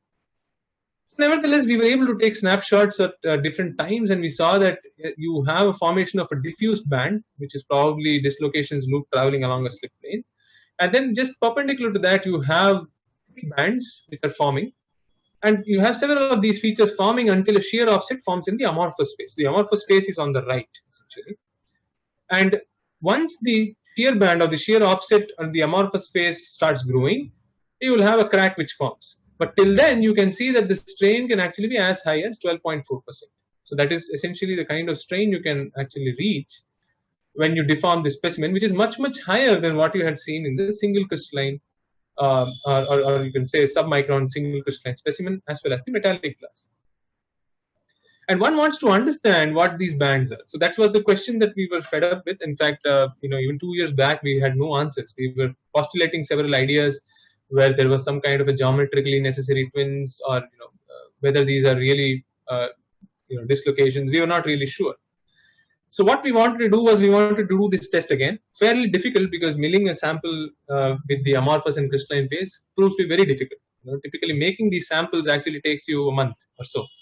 And nobody will really give you a TEM and this kind of in-situ holder for a month to do these tests on. It's typically very busy. So finally, after a few years, we were able to do these tests or repeat these tests. But unfortunately, we could not get a very nice interface, but it still helped us a lot, because we could find out the deformation mechanism. Essentially, it is just a amorphous and a crystalline material together, which is bonded together. And you can see that, of course, this is from the bulk metallic glass composite only, and you can see that the curved interface is because of the dendritic live with this. But interesting insights were there. Note that the amorphous phase is pretty large in this case, so that difference actually helps us in finding out the deformation mechanism later. And the configuration of this is similar to what we had earlier. Essentially, all the loading direction as well as the plane in which we are conducting TEM is also similar. And what we saw, if you look at these bands, we were able to essentially do it in dark field imaging mode, and then we were able to observe that these are nothing but dislocations. These are these bands which form on, which are essentially perpendicular to each other. They are, whether it's a thick band or a diffuse band, they are all dislocations. So it is essentially what is happening is when you have the amorphous phase stuck with this crystalline phase, the crystalline phase is actually because the dislocations are not able to pass from the crystalline phase to the amorphous phase. The amorphous phase is essentially acting like a barrier. The crystalline phase has to undergo slip in different slip planes. So it is forcing the crystalline material to undergo plastic deformation, and it is constraining it to undergo more plastic deformation. And we also measured, we confirmed that these are indeed dislocations by measuring, the width of these bands, and we looked at, magnified images of these bands to really figure that these are indeed dislocated. They are not nothing like twins or anything, because they don't really give you some kind of an orientation contrast or a different spot in your diffraction patterns. So the idea was that if you trace back what is the deformation mechanism, here you have the crystalline material which is undergoing deformation first because it's a softer material. The amorphous layer is still going to be in the elastic state. So when this plasticity initiates in the crystalline phase, your dislocations start traveling along this particular line which is shown here, and then they pile up at the interface because they cannot cross over to the amorphous layer. That's because of the incompatibility of dislocations in the amorphous layer, and they pile up there. So what that does is essentially you are going to have more strain coming inside the material, or you would want to accommodate more strain in the crystalline material. So the crystalline material starts deforming in some other slip plane, which is 110 slip plane. Initially it was on bar 110 slip plane. So you have slip now occurring on multiple slip planes, which sort of leads to a homogenization of deformation. And note that the previous sample we had seen about 12% strain, but in this sample, if we actually saw that the strain is much lesser. We saw that it's about only 5% or 5.2% strain. And the difference we observed was that the amorphous layer in the case of the previous sample was much thinner. In this case, it's much thicker. So based on the understanding of this, what we were able to understand of the bulk metallic glass composite, we need to mitigate the shear band propagation within dendrites or within the crystalline phase, because the longer the crystalline phase is able to deform, you are able to get higher and higher ductility. Because in the previous case, when we had seen the sample with a thinner amorphous layer, there the thickness was not sufficient to nucleate a shear band. But when you put a thicker amorphous layer, a shear band can nucleate very nicely, and it propagates and cuts through the the crystalline dendrite, and you do not get the benefit of the extended deformation that can happen in the crystalline material because of this constraint. So one way to do that is you essentially reduce the amount of amorphous space in the matrix, or amorphous space in the material, which can be done by increasing the volume fraction of your dendrites. So you can keep increasing the volume fraction of dendrites, but remember, the dendrites are actually less stronger than the matrix. So what it means is that if you increase the volume fraction of dendrites, the deformation or the plasticity that you observe, or the tensile ductility that you get is very nice. You get very high tensile ductility, but the strength drops significantly. And that is not good news, because metallic glasses, you need a combination of high strength and ductility. Of course, this is another plot to show how, when we designed a different mole fraction of the beta titanium phase, or rather the BCC phase, dendrite phase, as you increase it, the uniform elongation obviously goes up, but it's of not great use because the strength is coming down. So the other way, what we thought about to increase ductility, is now what you can do is you can make sure that this crystalline phase can undergo sort of a phase transformation. And this phase transformation is in such a way that it can reorient the slip planes in the matrix, and it can also not aid the penetration of shear band. So if you can see here, one of these figures, you can see we had taken this sample in a deformed state, and you can see that the shear bands are cutting through dendrites which do not have this transformed orthorhombic alpha double prime phase. Okay, so this beta essentially undergoes an alpha double prime transformation during stressing, and this transformation helps the dendrite to not allow shear bands to cut through it. So it's able to sustain more plasticity over larger strains. So this particular solution indeed works, and we saw that by making such materials, we can have very nice post-yield elongation, which is very uniform. You don't undergo necking. And this is pretty significant because of all the metallic glasses we have looked at, metallic glass composites we have looked at, this seems to be an outlier, in the sense that it is able to beat this strength ductility trade-off, which we all material scientists really hope for in most materials. And with this solution, we can even think of going further in designing metallic glasses. I talk here because I'm leaving several possibilities open. In fact, our next idea is to look at the tensile testing of bilayers of this transforming metallic glass composites and see what is going to happen if we take an unstable crystalline and put it together with an amorphous phase and see what happens. But generally, the technique is quite useful, especially in studying metallic glass composite. We were able to do certain things. Of course, looking at atomic scale phenomena is quite difficult even in metallic glasses because it deals with clusters of atoms where you do not know which one will necessarily undergo shear transformation.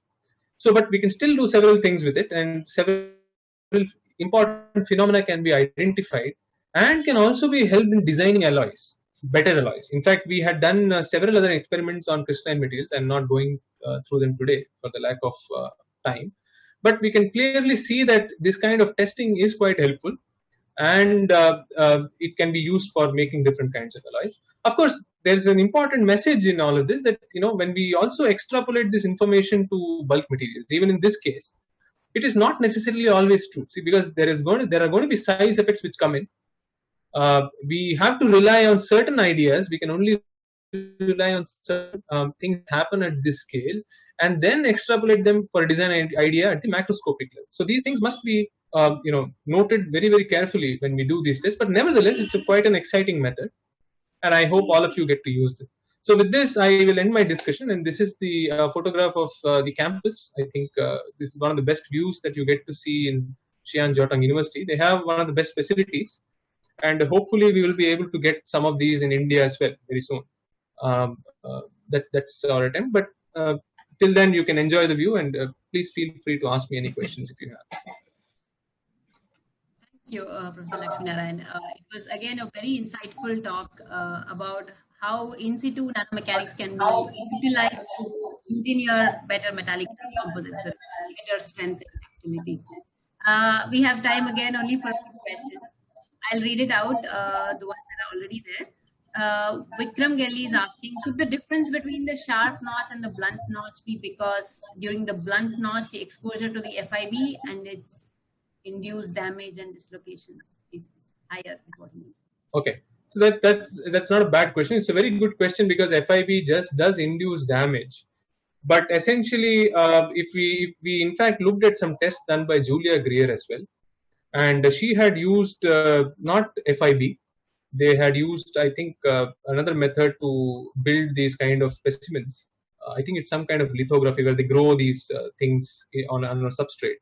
So they found slightly different results. But we used very low dose, and typically the surface damage was not much on metallic glasses. In crystalline materials, if you use a high dose of these, you obviously observe a very great amount of damage, and you can induce a lot of changes in the deformation mechanisms. But deformation mechanisms in metallic glasses don't vary too much, and especially when you use these doses. So we used minimal doses, but when we looked at even the theoretical aspects, we looked at something to support our results. We wanted to essentially find support for our results, and we were able to find that in some finite element simulations, which showed that indeed at a certain length, it's very interesting that the length scale was very matching. They found that the length scale is about 70 nanometers, where you will have this kind of ductilization, or you can say that it undergoes some sort of a cup cone failure when we have such sharp notches. So we were able to sort of verify, or you could say that we had some kind of validation. But of course, this problem always remains. You can always argue that FIB is not going to be helpful. But in some cases, how do you really go and make these notches? That's always an issue. But I'm inclined to believe that this did not really induce so much of damage, because we could sort of get similar stress values or similar strength values compared to what they saw in literature for samples which are not made by FIB. So that's what we rely on. Yeah. So there is another one which says why. So I think Dr. Srinivasan, why conventional crack branching is not observed at the interface of amorphous crystalline interface? Why crack branching is not observed? I think because the interface is like that. I think so. Here the interesting thing is what happens is when you have the shear band, you form the shear band in the amorphous matrix, right? And this shear band wants to cut through the material, which is a crystalline material, because the crystalline material is of a lower modulus as well, right? It has lower modulus, lower shear strength. So because of this, the shear band prefers to cut through this material and does not really, and of course it forms a crack eventually, but it is also aided by the fact that this material is undergoing planar slip. So if you had observed one of the slides, in fact one of the slides I can just go back, but it's along the slip plane, right, on which planar slip was occurring. So it tries to travel through the path where it has least resistance, and in this case it turns out to be that particular band. So that's how you do not have these crack branching effects which are occurring. Praveen Kumar is asking, does the strain discontinuity at the crystalline amorphous phase due to dislocation slip, is it absorbed by the open structure of the BMG? Like, is the amorphous structure sort of taking out all the dislocations and absorbing it? Is this interesting question, because right. Yeah. So I think that's a good question, because some people have done these multi-layered metallic glass, not multi-layer metallic glass and copper, I think, multi-layers. And in these, if you see, they talked about this absorption phenomena of dislocations, and they observed great plasticity, and they were able to justify that because your dislocations were disappearing whenever they tried to measure the dislocation density. That dislocation density was not present in these layers. Here in this case, we were able to clearly see dislocation debris. So after the test was done, we were able to see dislocation debris. So we are inclined to believe that dislocation remain in the material, and once you essentially break this, they sort of relax a bit. But till the deformation is occurring, it piles up at the interface, and that is why it triggers other dislocations in the material. Otherwise, it would have just if the dislocations were passing and were able to cross over to the amorphous phase, then you would have no strain in this crystalline phase. So you could keep deforming it infinitely. You won't have any support for let's say the shear band cutting through the crystalline phase. Yeah. So that's how we believe that it didn't really go and get annihilated or get absorbed. That's what people used to think. It doesn't happen in this case because of the nature of the interface. The nature of the interface is sort of sharp in this case. Yeah, I will sort of skip Ishwar's question. Probably he will take it with you separately. Yeah. But yeah. He is asking a question: how are BMGs different from high entropy alloys? That's an interesting one. So, it's a very good question, because there is always this debate, and I tend to support BMGs because I worked on it for a long time. But the difference is that your high entropy alloys, at least as the name goes, it sort of forms a solution because of the entropic effect, a solid solution because of the entropic effect. I do not believe in the term high entropy alloys because it doesn't work for all systems. There are certain systems for which it works, and obviously there might be a certain set of ground rules for that to happen. Metallic glasses, it takes advantage of the fact that crystallization can be prevented by increasing the melt viscosity. So the concepts is slightly different. In one case, you talk about thermodynamics of solutions. Of course, not a very perfect theory. None of the theories are perfect. In the other case, we talk about kinetics.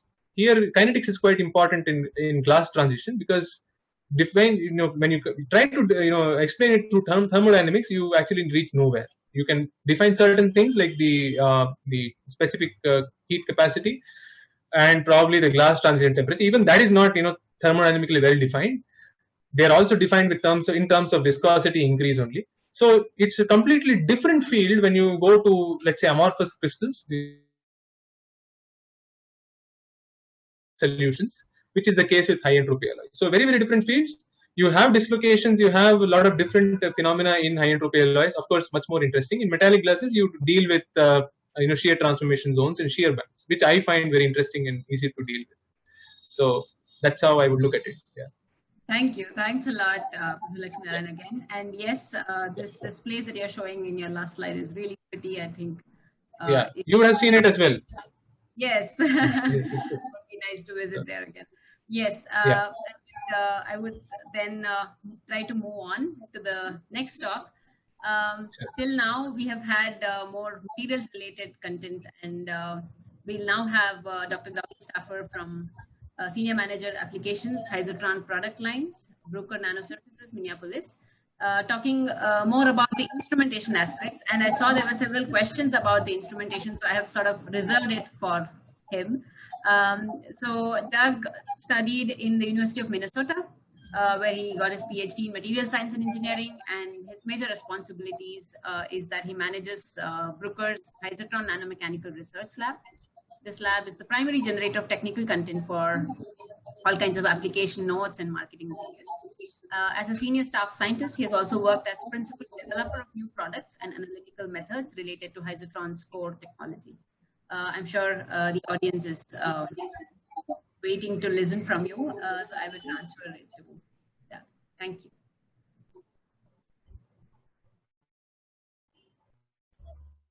Thanks, Jaya. I really want to thank the organizers for, I think Professor Lakshmi, you have an echo. Thank you. I'm not usually a Zoom person, so I'm going to have to figure out how to share my screen here. It's working fine.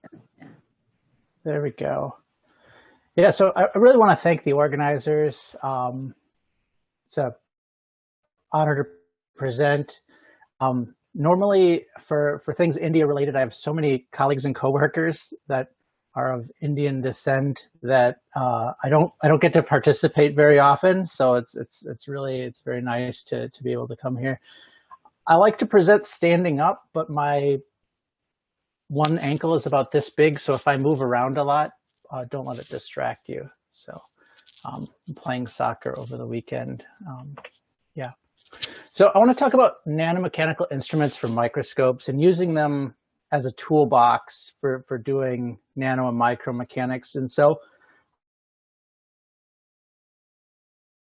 broad overview of kind of what the product lines are for the instruments for microscopes. So this is a symposia on correlative microscopy and mechanics. And so this really interfaces with how we use our instrumentation. So on the upper left here, you see the PI-89 pico indenter.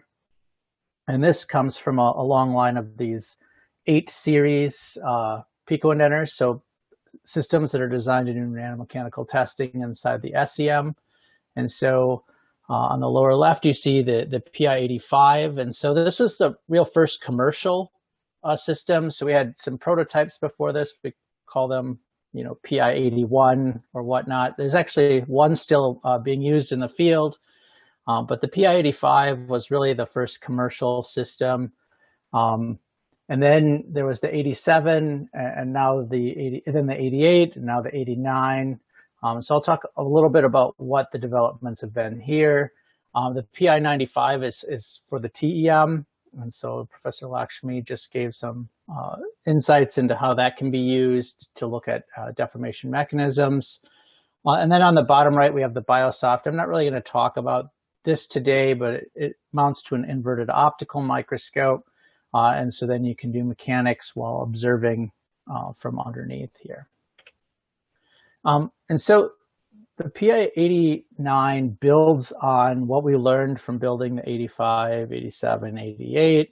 And so it really is the culmination of more than a decade of building these systems and understanding how they work. And so the more modular you can make your system, the more creativity a researcher can have in running experiments.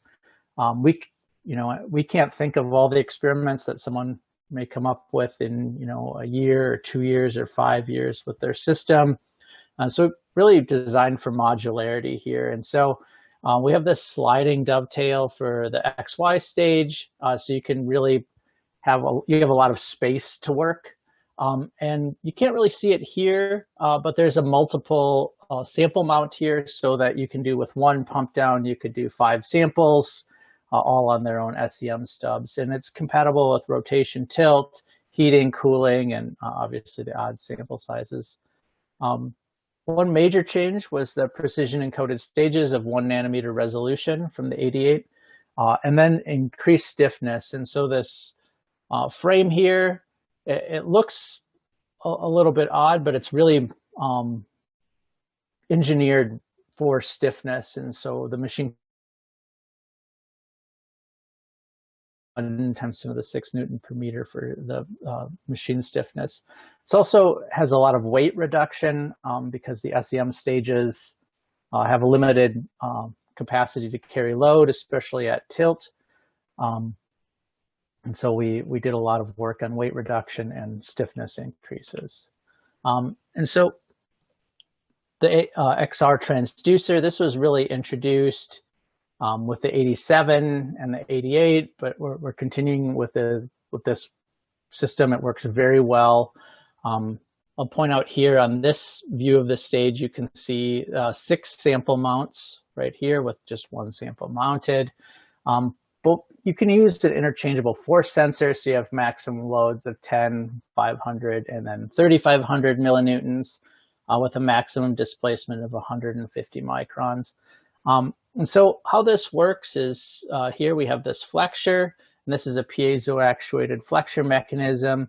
So you have very linear actuation, very long throws with very low displacement noise floors. And then you can put a force sensing head on here, and that head looks at spring stiffness right here. And so the actuation is displacement, inherent displacement actuation. And then with the 10 millinewton head, you can also use this in the traditional Heisotron sense where you have the electrostatic actuation and capacitive, 3-plate capacitive displacement sensing.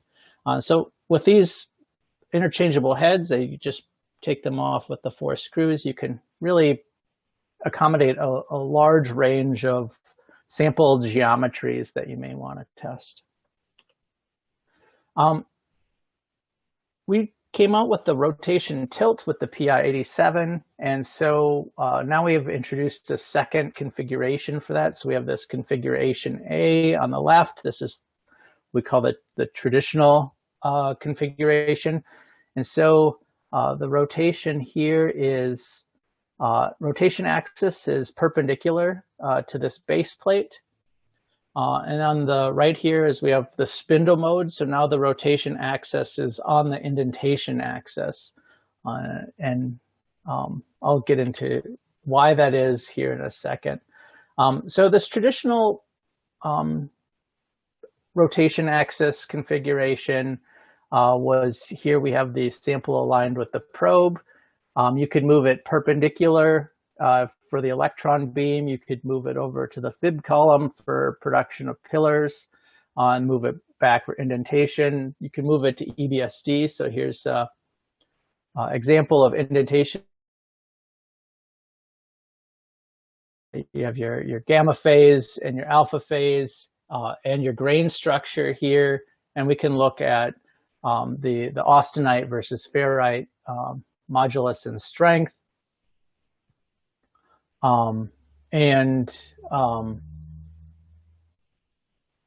Also for here for the FIB, this particle compression, and then in-situ fibbing. And so Professor Choi, so this is actually interesting. This is some work that we did that's very similar to yours. This is the silica sphere, where we were looking at the effective strain rate and fracture under in-situ electron beam irradiation. We have a very similar table of voltages and currents as well. But here we did a cross-section after compression to look at the cracks. When we have very high strain rate, even under the electron beam compression, there's not enough time for the relaxation. It would drive these radial cracks here like the Oka method predicts. So the second configuration here is where here's the probe. You can see the rotation axis is in the same axis as the probe.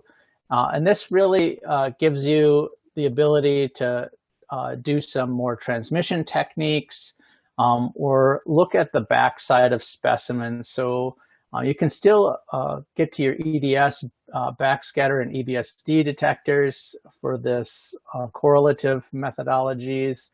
You can still position to the electron beam You can still position to the FIB, but now you can also look at the backside of the specimen, so you can see this lattice structure that's been compressed, and it looks like there's some tilt. And if you flip it around to the backside, you can actually see almost all of the strain accommodating has been on the backside of this, I guess, lattice pillar.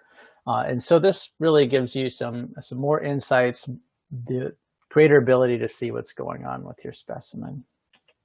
And so it's a toolbox, and so there's a lot of tools, a lot of ancillary things, a lot of ways you can use this. I'm not going to read this list out loud to you. Obviously, I am going to go through a few examples and discuss them. So the first thing that's here in the P89 we've been doing on the platform systems for a long time is accelerated property mapping. So this is actually on a high entropy alloy. It's obviously got two phases here that you can see from the polishing, and you can see that we're coming in here.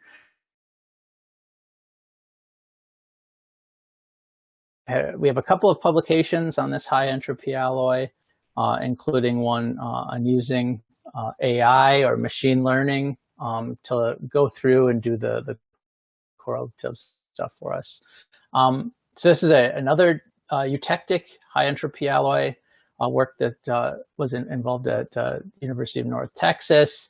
And you can see when we come in and do lots of maps, we can look at the individual phases and get a lot of statistics. This XPM is compatible with obviously high temperature, where there's a lot of applications where when you reduce the contact time that your tip is in contact with the sample at high temperature, it reduces the tip wear or chemical reactions with the probe. But it also helps reduce the effects of thermal drift. So if you're doing a sub-second indent, then having 5 nanometers per second of drift is going to have less effect than if you have a 60-second indent. And so if you're not worried about strain rate effects, then this is a really good way to get a lot of data fast, especially at temperature. So we saw some work on pillars, and then Professor Choi on spheres. So this is actually a BMG sphere here. Professor Jairam talked a little bit about thermal bond coats. That's actually this example at high temperature. I think Sanjeet will show some stuff tomorrow on doing this at 1000 C. But I really wanted to talk about, so here's some bond coating on a nickel-based superalloy at 1000 C, and looking at true stress, true strain curve.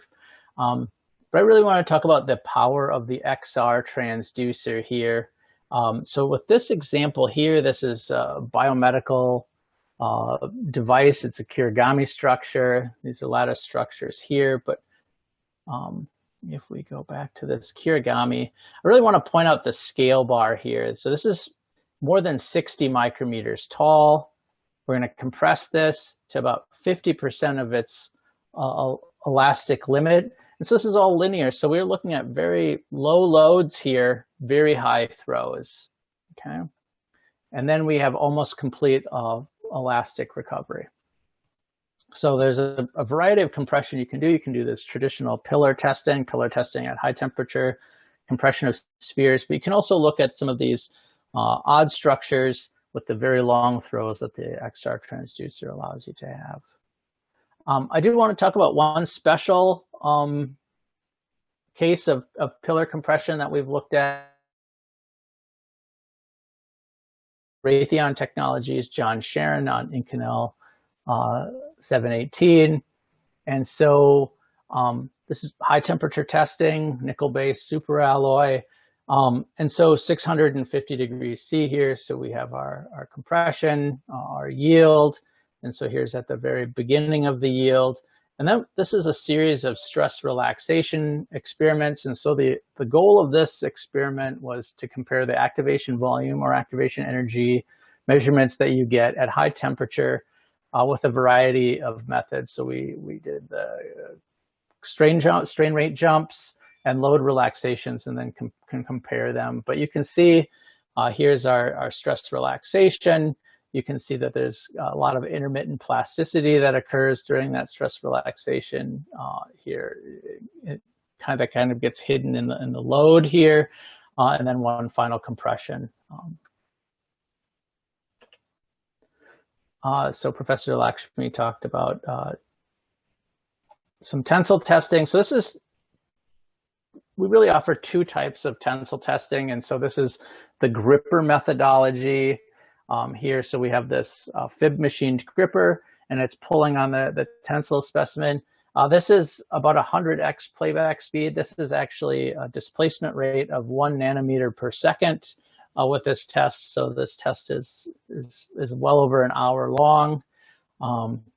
And so what we're seeing here is highly sped up, but it's pretty interesting that we see, this nice intermittent plasticity. This is an aluminum alloy, and then eventual failure.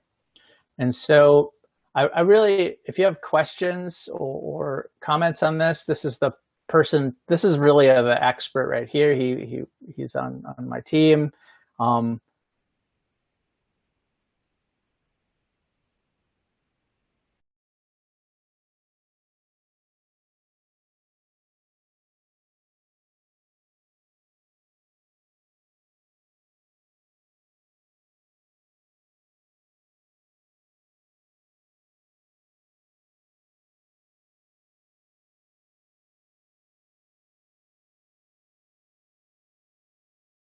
Compression, and so you can machine structures on here or lay films. So this is a molybdenum alloy from Andy Miner's group at NSEM. Here's some work that Sanjit and Andy and I did on zinc oxide nanowires, where if you pull these piezoelectric devices, you can actually create voltages, or if you change the voltage, that you actually create strain. But it really provides a stable mount, so it really stabilizes off-axis motion, especially things for nanowires where that becomes very difficult. So this is some mixed mode testing. So Professor Jairam showed some shear testing, so this is a mixed mode. And the application example here I want to talk about is actually the back end of line right here. So this is in a computer chip. These are your interconnect lines, your power lines. And so one of the things how a computer chip fails is that there are tensile stresses that build up and that fractures go along the interface. So this is looking at how to stress relieve those interfaces here. So if we're away from these back end of line structures, this is a clamped 3-point bend test. What we see is that we drive a tensile notch to failure here. Something that we typically see or would expect from a 3-point bend test. Whereas if we're very close to these structures, these interconnect structures, we actually do not see the failure here. We actually see it occur that drives through these structures, and then it drives interfacial cracks through here. So there's also been some discussion about fatigue. And so what we're going to do is superimpose a dynamic force on top of the quasi-static force to oscillate this. Professor Jairam showed the buffered nanoletters paper. I was really glad to have taken part in that study, also with Dr. Asif. But this is some work that was done at temperature. And really what it shows is that, you have these contact stresses right here. And so if you continue to compress, you can basically have very little strain to failure, but at 400 degrees C that you end up actually accommodate larger failure, which is a fairly interesting concept. So we talked about the push to pull, and so that's now compatible with the Bruker Optimus 2, the TKD detector. And so for those of you that aren't aware of what TKD is, it's a transmission Kikuchi diffraction. So basically it's a very similar to transmission EBSD. And so it's an on-axis technique with very fine spatial resolution in the SEM. And so it's an attachment for an EBSD detector. It's fairly large with a fairly large CCD here. And so we offset the transducer and the sample so that we can accommodate this fairly large detector underneath it. And so this is gives you ability to do transmission techniques in the SEM. And so you can map strain, grain structure, deformation, and it really works well with these push-to-pull devices where everything is well stabilized. So here's a thin film that's been tested in TKD with these devices. And what's interesting here is that we see this swath of large grains here and the small grains. And then by the end of failure, we can see that shift in that path of the large grains here. So this is very similar to the Kubel-Kobler work where they used gold thin films in the TEM and then did ACOM stem, which is another form of grain mapping in the TEM with higher accelerating voltages and looked at grain growth under stress relaxation experiments, also with the push-to-pull. One of the last topics I really want to cover here is tribology. And so this is something where there's been some good work on it, but I think there's a lot of experimental space to look at. And so really with the PI95s, this is a transition between the TEM and the SEM pico-indenters, where at the TEM scale, you can really look at these single asperity contacts, tribochemistry, which is some work that Tevis Jacobs has worked on. And then you can move into something more along the SEM space where it's resolved in the SEM, where you can start to see this fracture and plasticity and scanning probe tribometry right here, where you can start to get friction. And so I do want to show a couple examples of, so first in the SEM, this is the ultra low K. So this is a dielectric layer. It's in every device that you use, your phone, your computer, your screen. And so you can see that obviously if it fractures, it's probably not going to be very effective. And so what we can see here is it's a cube corner probe. We're dragging it here. We see this perpendicular cracks here. We see the force drops. We see another force drop, and then we see a spalling event, and then a second spalling event. So you can really start to correlate the force and the image here. Now, this is some newer data here from the University of Arkansas. And so these are 3D printed textures here. And so they're going to look at different geometries on the reduction of friction. And so this is fairly interesting here. So we're going to slide, and you can see with these pillars, what's happening is they're being knocked over. And that knocking over is really what leads to this initial high lateral force. Here's a zoomed version of it. So you have this high lateral force as you start to move all these pillars over, and then you come back. So if we move to a truncated cone model rather than a pillar, which has like an Euler buckling mechanism, the total friction is reduced. So it's a some fairly interesting work on friction reduction here. And so this would, I guess, would be the opposite of the gecko feet. So there's a lot of work on high temperature. Sinjit will show some videos tomorrow on 1,000 degrees C, but this kind of breaks down some of the components. And so you have your heating mechanism here for the sample, and your heating mechanism here for your tip. And so here's what those look like in real life. So you have a ceramic heater, and you have a variety of sample clamps to hold different geometries, and then the probe heater, and there's thermocouples on each, and water cooling, and you have to go to extreme lengths to really 1,000 degrees is really pretty hot, I guess is what I'd say. And so we're looking at about 30 degrees C per minute ramp rates, which is pretty fast. And so you can't quite look at thermal shock, but pretty close.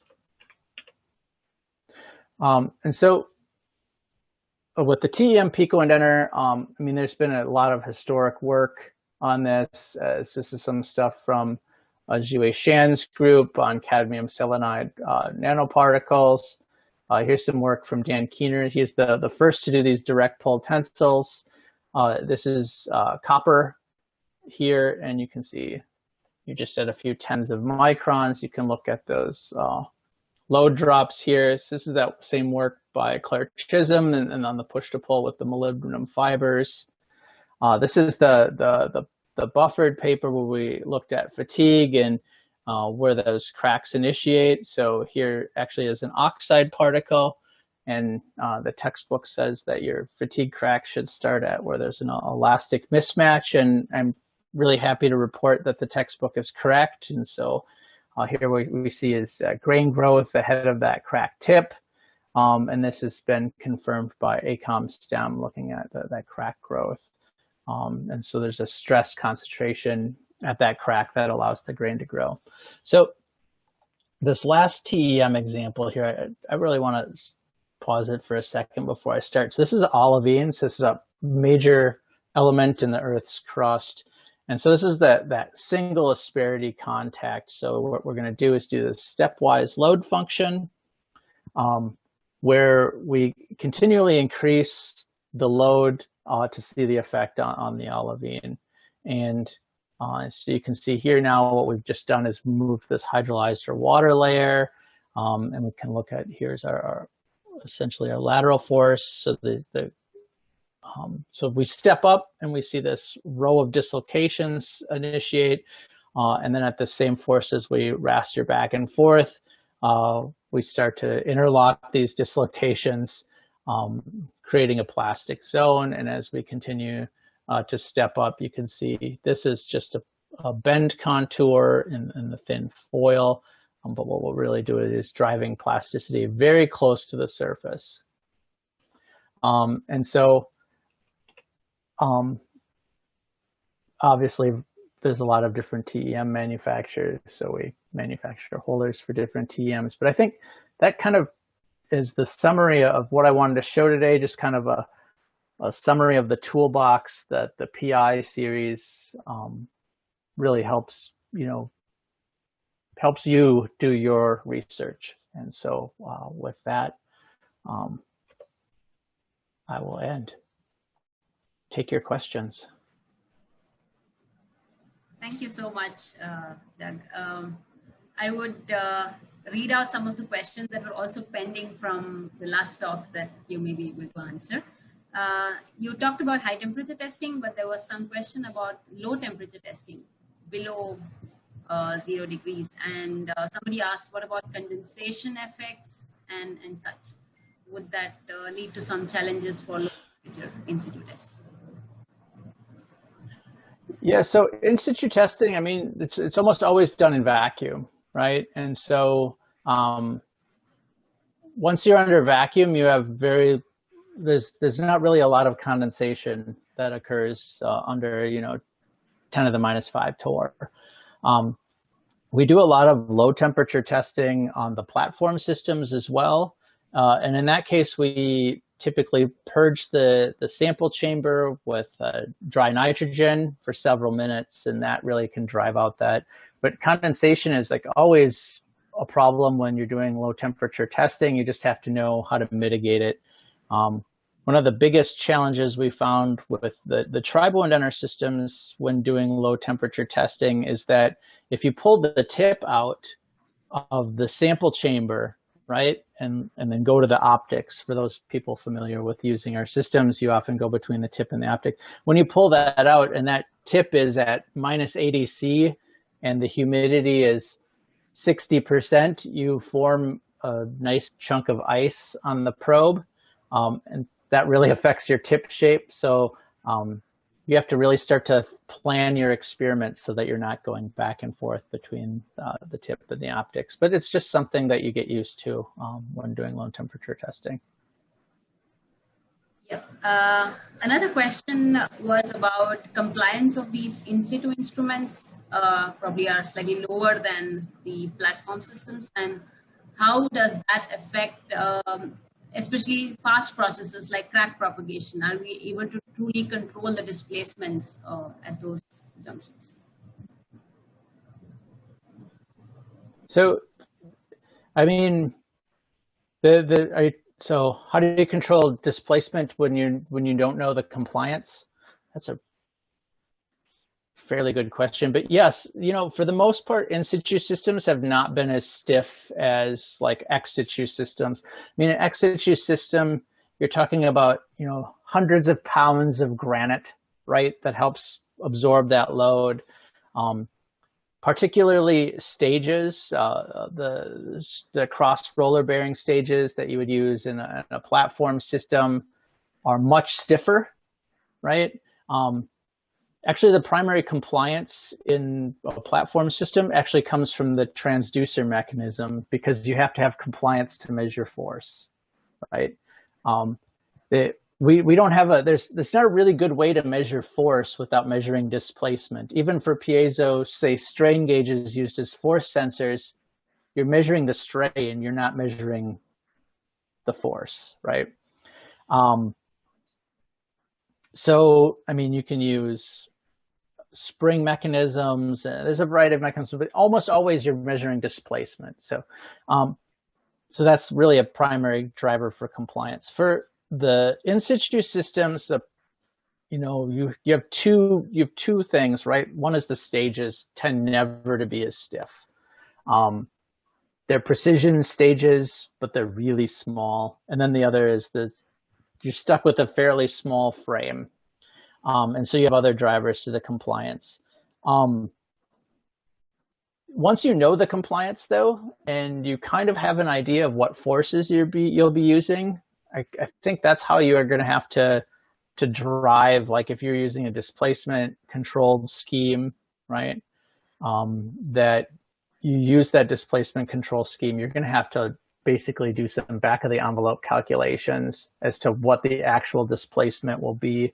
It'll be pretty close, because hopefully your sample isn't so stiff that it's stiffer than the instrument. So.